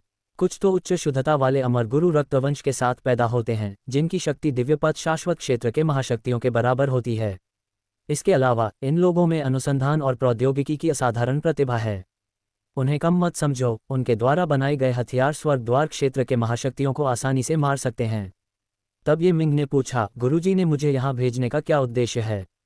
मानव पूर्वज ने कहा, ये युग ऊपरी लोक के वातावरण से सबसे अधिक मिलता जुलता है। मुझे आशा है कि आप यहाँ साधना करके अपने शरीर में समाहित अमर गुरु रक्त को शुद्ध कर सकेंगे। इसके अलावा शक्तिशाली बनने के बाद आपको कुछ लोगों को मारना होगा। ये सभी व्यक्ति अद्वितीय शक्ति के भंडार हैं, हालांकि इनका अस्तित्व मानवता के भविष्य के विकास के लिए खतरा है। वास्तव में ये मानव जाति के गद्दार हैं और मृत्यु के पात्र हैं। ये मिंग ने पूछा, गुरुजी, क्या बस इतना ही है? बस इतना ही, मानव पूर्वज ने कहा। इस युग को कम मत समझो। यदि तुम यहाँ स्वर्ग द्वार खोलने की साधना कर सको तो ये तुम्हारे भविष्य के लिए बहुत लाभकारी होगा। ये मिंग ने कुछ देर सोचा और कहा, मेरे अनुमान के अनुसार जिस उच्च लोक के गुरु का उल्लेख किया गया है वह वही स्थान होना चाहिए जहाँ तथाकथित उन्नत जीवन रूप निवास करते हैं, है ना? बिल्कुल सही, मानव पूर्वज ने कहा। ऊपरी लोक एक ऐसी दुनिया है जहाँ सृष्टि स्तर के प्राणी रहते हैं। ऊपरी लोक के प्राणियों की नज़र में हम महज भ्रम मात्र हैं, भौतिक अस्तित्व भी नहीं। क्या आप चींटियों के बारे में जानते हैं? ये मिंग ने सिर हिलाया। ये शिष्य जानता है, मानव पूर्वज ने कहा। चींटियां हमेशा जमीन पर रेंगती हैं, इसलिए उनके लिए ये जानना असंभव है कि आकाश कैसा दिखता है। ऊपरी लोक आकाश में अस्तित्व के समतुल्य है और हम चींटियां हैं।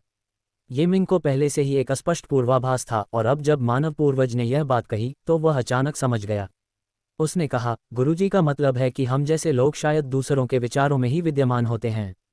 उनका एक विचार ही हमें जीवन देता है और एक विचार ही हमें मृत्यु दे सकता है। बिल्कुल, मानव पूर्वज ने कहा। जिस प्रकार आप महान लुओ स्वर्गलोक को नियंत्रित करते हैं, उसी प्रकार आप उसमें विद्यमान प्राणियों को नियंत्रित कर सकते हैं, उन्हें धन और सम्मान प्रदान कर सकते हैं या उन्हें राख में बदल सकते हैं। उच्च लोक के प्राणियों की तुलना में हम महान लुओ स्वर्गलोक के प्राणियों के समान हैं। ये मिंग ने गहरी सांस ली। ये शिष्य समझ गया। अगले चरण में आपको अपने अमर गुरु वंश को शुद्ध करने के लिए आदिम रक्त दिव्य कला का अभ्यास करना होगा।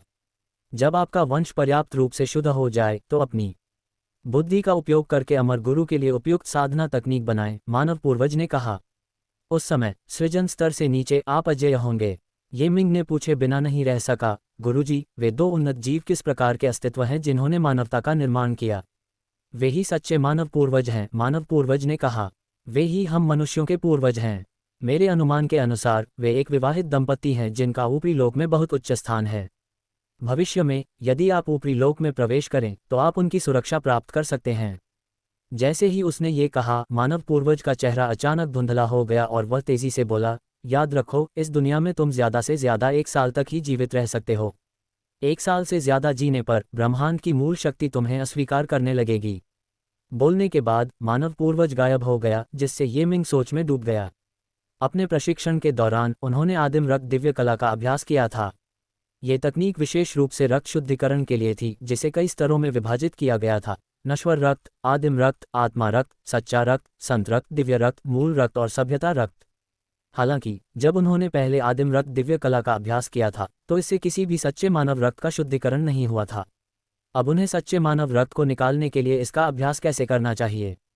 दुर्भाग्यवश मानव पूर्वज जा चुके थे और उनका जवाब नहीं दे सके। सौभाग्य से मानव पूर्वज ये घर छोड़ गए थे, इसलिए कम से कम उनके पास रहने की जगह तो थी। आखिरकार लगभग 1 साल तक बिना घर के रहना बहुत ही कष्टदायक होता। ये मिंग मानव जाति के पूर्व लोक में जा चुका था और उसे यह महसूस होने लगा था कि यह स्थान मानव जाति के पूर्व लोक से बहुत मिलता जुलता है। यहाँ तक कि भाषा भी बहुत समान थी। वह अपनी दिव्य चेतना का उपयोग किए बिना ही इसे समझ सकता था। जब वह असमंजस में था तभी किसी ने दरवाज़ा खटखटाया। वह चौंक गया। कौन हो सकता है? क्या यहाँ मानव पूर्वज का कोई मित्र है? ये सोचते हुए वह दरवाज़ा खोलने उठा। दरवाज़ा खुलते ही उसने एक फैशनेबल कपड़े पहनी हुई लड़की को देखा, जिसकी उम्र लगभग 18 या 19 वर्ष थी और वह युवावस्था की आभा बिखेर रही थी। लड़की बहुत सुंदर थी, अतुलनीय तो नहीं, लेकिन देखने में बेहद आकर्षक थी। उसका चेहरा ऐसा था कि किसी को भी सहज महसूस होता था। ये मिंग को देखकर लड़की ने उसे कई बार ध्यान से देखा और कहा, तुम कौन हो? शियाओ याओ कहाँ है? ये मिंग दंग रह गया। आखिर शियाओ याओ कौन थी? उसकी उलझन देखकर लड़की ने कहा, यहाँ पहले एक लड़का रहता था। वह कहता था कि वह शियाओ याओ नाम से वेब नॉवेल लिखता है, एक आलसी और चालाक आदमी। क्या मानव पूर्वज एक उपन्यासकार थे? ये मिंग एक पल के लिए अवाक रह गया और फिर बोला, वह अब यहाँ नहीं है। क्या आप किसी काम से उनकी तलाश कर रहे हैं? लड़की ने चिड़चिड़ाते हुए कहा, उस आदमी पर अभी भी मेरे 500 युआन बकाया हैं और वह तो अभी अभी चला गया। ये मिंग ने तुरंत एक कड़वी मुस्कान दी। इस दुनिया में आते समय उसके पास एक पैसा भी नहीं था, इसलिए उसने हाथ फैलाते हुए कहा, तो मुझे वाकई बहुत अफसोस है। वह तो जा चुका है और मुझे भी नहीं पता कि वह कहाँ गया है। लड़की ने अचानक दरवाज़ा खोल दिया और बोली, कोई बात नहीं।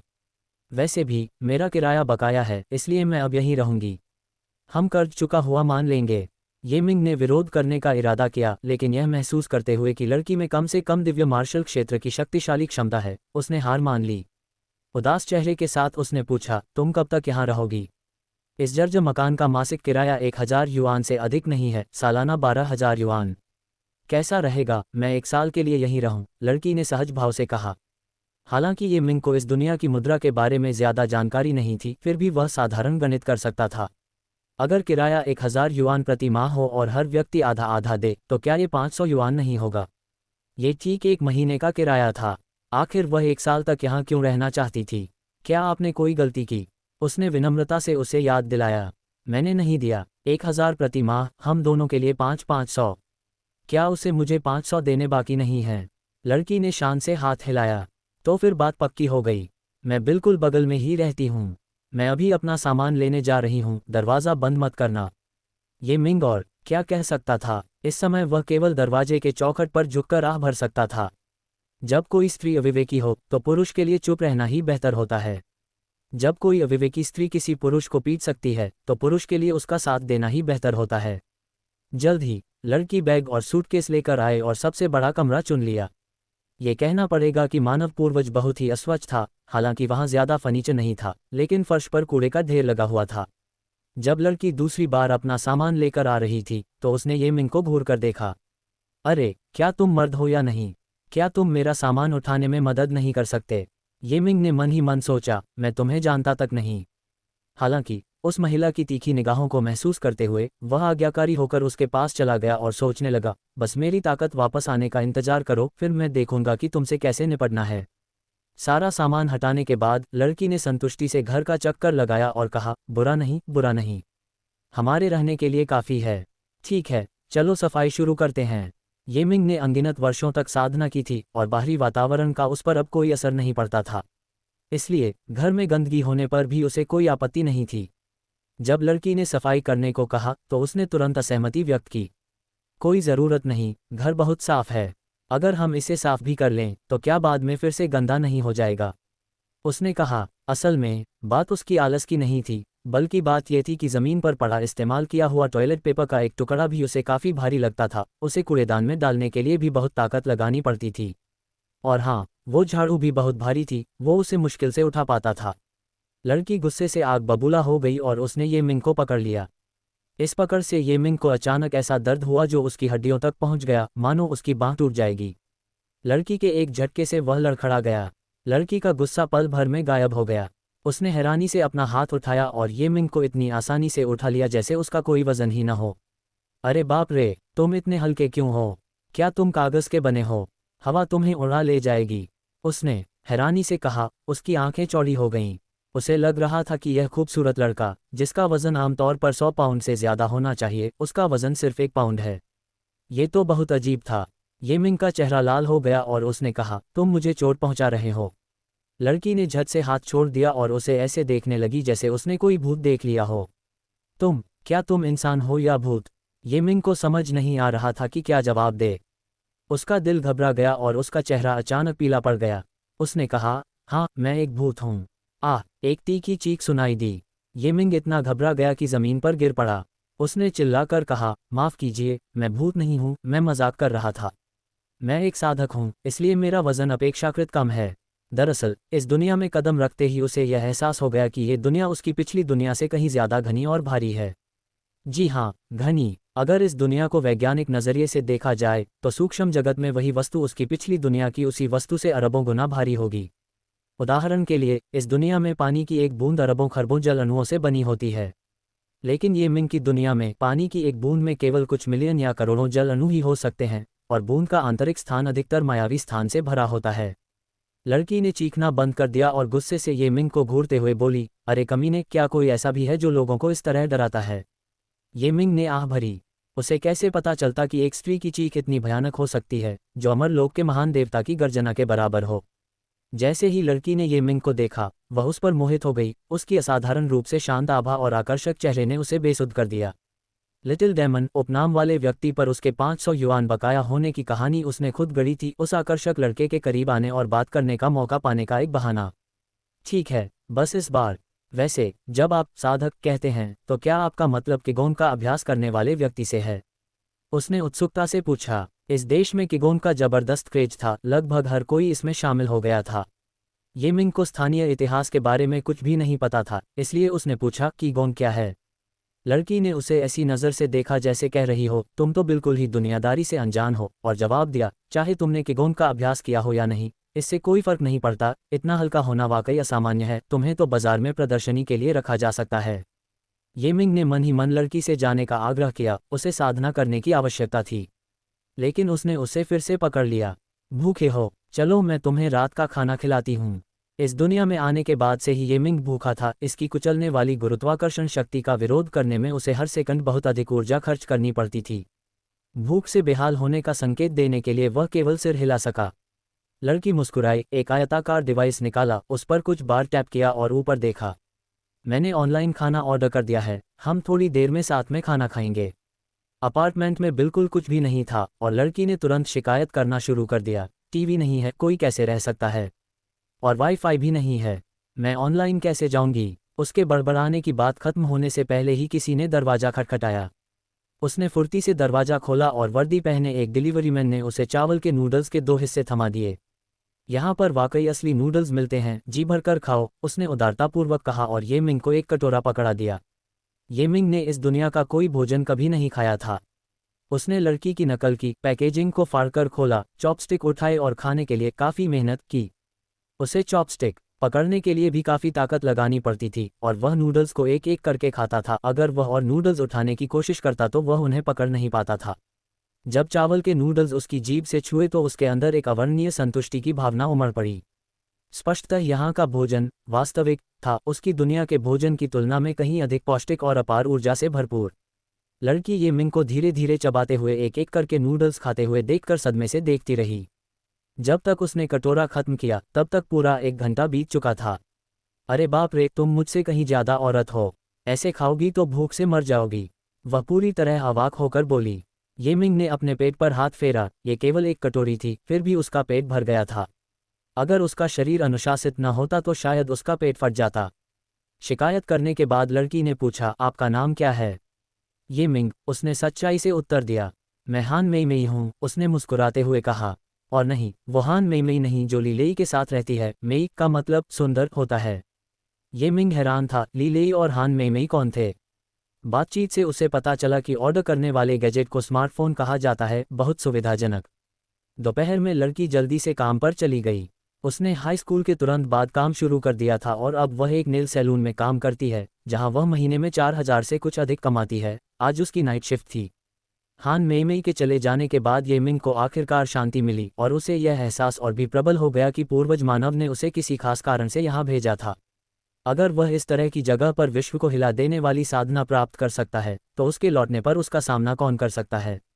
फिर भी वह ये भी जानता था कि यहाँ साधना करना उसकी अपनी दुनिया की तुलना में अरबों गुना अधिक कठिन था। महान ऊंचाइयों पर पहुंचने के बाद भी वह शायद ही आसानी से चकनाचूर स्वर्ग क्षेत्र को पुनः प्राप्त कर सके।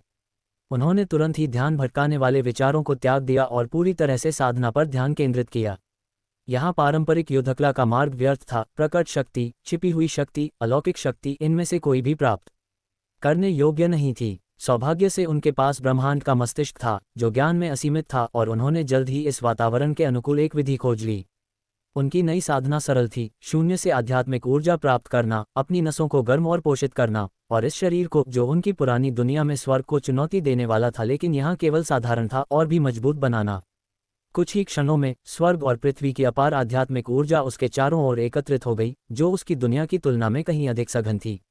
1 घंटे के भीतर ही उसके भीतर मौजूद स्वर्ग और पृथ्वी की आध्यात्मिक ऊर्जा ने एक पूरा चक्र पूरा किया, फिर दूसरा, तीसरा, प्रत्येक चक्र पिछले चक्र से अधिक तेजी से पूरा हुआ। देखते ही देखते रात हो गई और उस सत्र के बाद उसके पेट में भूख से गुड़गुड़ाहट होने लगी। समय देखकर उसने सोचा कि हान मेई मेई वापस आ गई होगी, अब उससे एक और मुफ्त भोजन पाने का समय आ गया है। वह खड़ा हुआ और तुरंत ही उसे कुछ असामान्य महसूस हुआ, उसका हिचोंग बढ़ा हुआ प्रतीत हुआ। हान मेई मेई का डिजिटल तराजू फर्श पर पड़ा था। उसने उस पर कदम रखा और देखा कि उसका वजन लगभग 1 जिन से बढ़कर 5 जिन हो गया था। दिलचस्प, ऐसा लगता है कि जैसे जैसे मेरी साधना आगे बढ़ेगी मेरा वजन धीरे धीरे यहाँ के लोगों के बराबर हो जाएगा। जब वो समय आएगा तब शायद मैं इतना कमजोर नहीं रहूंगा, कम से कम मैं हान मेई मेई को हराने में सक्षम हो जाऊंगा। शाम के 9 बजे के कुछ देर बाद हान मेई मेई एक प्लास्टिक की थैली लिए हुए अंदर आई जिससे खाने की खुशबू आ रही थी। अरे वाह, आज मैं तुम्हें झींगा मछली खिला रही हूँ, कितना बढ़िया है ना? हान मेई मेई ने मुस्कुराते हुए पूछा। आखिर ये झींगा मछली क्या होती है? ये मिंग ने थैला उठाया और उसे किसी मसालेदार, सुगंधित और मछली जैसी गंध आई। वे देखने में स्वादिष्ट लग रही थीं। आज हान मेई मेई ने खूब खर्च किया। उसने न केवल मसालेदार झींगा खरीदा बल्कि 20 ग्रिल्ड सीखें, 1 दर्जन बियर और बेग्ड फ्लैटब्रेड जैसे कई स्नैक्स भी खरीदे। कमरे में नामात्र का ही फर्नीचर था, इसलिए उन दोनों ने अखबार की 2 शीट बिछाई और फर्श पर पालथी मारकर बैठ गए, बियर पीते हुए, झींगा खाते हुए और सीपियों को खाते हुए। हालांकि ये मिंग दिखने में जवान था लेकिन उसकी सोच काफ़ी परिपक्व थी। उसे लगा कि हान मेई मेई उसकी बेटी की उम्र की ही है। खाना खाते हुए उसने पूछा, क्या तुम यहाँ अकेले कसरत कर रही हो? हाँ, हान मेई मेई ने शांत भाव से कहा। हाई स्कूल में मेरे अंक काफ़ी अच्छे थे, दूसरे दर्जे के विश्वविद्यालय में दाखिला मिलना कोई बड़ी बात नहीं थी। लेकिन मेरा परिवार बहुत गरीब है। हम सिचुआन के पहाड़ों से हैं, सचमुच बहुत गरीब। मेरे 2 बड़े भाई और एक छोटी बहन है। मेरा सबसे बड़ा भाई 32 साल का हो चुका है और अभी तक उसकी शादी नहीं हुई है। उफ, हर लड़की को घर और गाड़ी चाहिए होती है, मेरा परिवार ये सब कैसे दे सकता है? मम्मी पापा ने मुझे हाई स्कूल तक पढ़ाना भी किसी तरह संभव कर दिखाया, ये तो अपने आप में एक बड़ी उपलब्धि थी। ये मिंग, तो तुम पैसे कमाने के लिए बाहर आए हो ताकि तुम्हारे भाई कार और घर खरीद सकें। कम से कम डाउन पेमेंट में तो मदद मिलेगी, है ना? मेरे दोनों बड़े भाई घर से दूर काम करते हैं और मेरे माता पिता घर पर खेती करते हैं।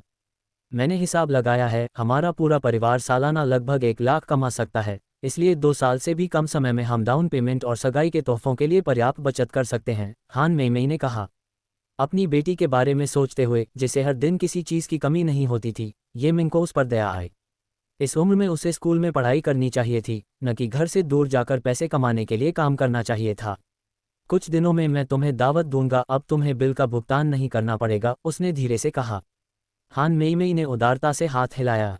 चलो, हम साथ रह रहे हैं, अगर मेरे पास खाना है तो तुम्हारे पास भी खाना होगा। लेकिन सच में तुम लोग क्या करते हो? उस सवाल ने ये मिंग को सचमुच असमंजस में डाल दिया। वह क्या करता था? कुछ देर सोचने के बाद उसने कहा, मैं बाहर से आया हूं और यहाँ नौकरी पाने की उम्मीद कर रहा हूं। क्या आप नौकरी ढूंढ रहे हैं? मैं आपकी मदद कर सकती हूँ, यहाँ नौकरी आसानी से मिल जाती है। थोड़ी सी भी कुशलता रखने वाला कोई भी व्यक्ति बिना किसी परेशानी के महीने में 5 या 6 हज़ार कमा सकता है, उसने मुस्कुराते हुए कहा। ये मिंग, मैं पहले कुछ दिन आराम करूंगा, मेरी तबीयत ठीक नहीं है। ठीक होने के बाद मैं काम ढूंढूंगा। उसने मन ही मन तय कर लिया था कि वह और पैसे कमाएगा और इस नेक लड़की के परिवार की आर्थिक समस्याओं को हल करने में उसकी मदद करेगा। बियर का स्वाद अजीब था, लेकिन कुछ घूंट पीने के बाद ये मिंग को इसकी आदत हो गई। उसने दर्जन भर बियरों में से आधी से ज्यादा पी ली। हान मेइमेई की शराब सहने की क्षमता स्पष्ट रूप से कम थी, कुछ ही कैन पीने से वह बुरी तरह नशे में धुत हो गई और अंत में बिस्तर पर गिरकर सो गई। ये मिंग ने बड़ी मुश्किल से रजाई ओढ़ी, फिर ध्यान लगाने के लिए बैठ गई। इतना खाने पीने से उसका पेट काफी भर गया था, फिर भी उसकी साधना की गति वास्तव में बढ़ गई थी। उस रात उसकी प्रगति तीव्र रही। भोर होते होते उसने अपने पूरे शरीर की सभी नसों और स्पर्श बिंदुओं को खोल दिया था। अंत में उसने अपना वजन किया, उसका वजन वास्तव में 30 किलो से अधिक हो गया था। साधना के दौरान उन्होंने पाया कि उनके शरीर के भीतर का पदार्थ इस संसार के पदार्थ से बदल रहा था।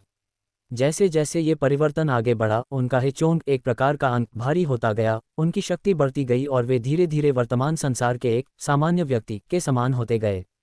और इस तरह ये मिंग हर दिन कमरे में साधना करता था, जबकि हान मेइमेई उसे दिन में 2 बार नाश्ता और दोपहर का खाना देती थी। दोपहर के भोजन के लिए उसे भूखा ही रहना पड़ता था। हान मेइमेई वास्तव में 2 नौकरियां करती थी, सुबह एक नाश्ते की दुकान पर 3,500 रुपये प्रति माह और दोपहर और शाम को एक नेल सैलून में 4,500 रुपये। दोनों मिलाकर उसकी मासिक आय 8,000 रुपये थी। लेकिन आमदनी चाहे कितनी भी ज्यादा क्यों न हो, आसमान छूती मकानों की कीमतों के सामने वो कुछ भी नहीं थी। उदाहरण के लिए, जिस शहर में ये मिंग अब रहता था, वहाँ एक अपार्टमेंट की कीमत कई मिलियन थी। जाहिर है, अब जाकर उसे समझ आया कि हान मेइमेई ने उसे धोखा दिया था। यहाँ का किराया 3,000 नहीं बल्कि 8,000 था। सौभाग्य से मानवों के पूर्वज ने 1 साल का किराया पहले ही चुका दिया था, वरना उसे सचमुच भारी नुकसान उठाना पड़ता। जब ये मिंग को पता चला कि हान मेइमेई ने उसका फायदा उठाया है, तो उसने विनम्रता छोड़ दी। खाने के समय वह नखरे करने लगा, सुबह उबले हुए सूप के पकौड़े, रात को 3 तरह के स्वादिष्ट वॉन्टन। सौभाग्य से हान मेइमेई की अपनी कुछ योजनाएं थीं और वह हमेशा उसे संतुष्ट करने में कामयाब रहती थी। देखते ही देखते 10 दिन बीत गए। अब तक ये मिंग का वजन बढ़कर 180 किलो हो गया था। ये वास्तव में सामान्य था। आखिरकार अब उसकी लंबाई 1.85 मीटर थी और उसका शरीर भी काफी सुगठित था। 180 किलो वजन सामान्य सीमा के भीतर ही आता था। क्योंकि वह साधना की एक नई विधि का प्रयोग कर रहा था, इसलिए स्वयं ये मिंग को भी नहीं पता था कि वह अब किस स्तर पर है, क्या वह दाव मार्शल क्षेत्र में है या दिव्य मार्शल क्षेत्र में। उसने पाया कि जिन मार्शल कौशलों और दिव्य क्षमताओं का वह पहले सहजता से प्रदर्शन कर सकता था, उनका उपयोग यहाँ नहीं किया जा सकता था। इस पूरे संसार की दमनकारी शक्ति अत्यंत प्रबल थी। लेकिन इस समय उन्हें लगा कि वे आदिम रक्त दिव्य कला का अभ्यास करके ये देखने की कोशिश कर सकते हैं कि क्या वे तथाकथित सच्चे मानव रक्तवंश को परिष्कृत कर सकते हैं।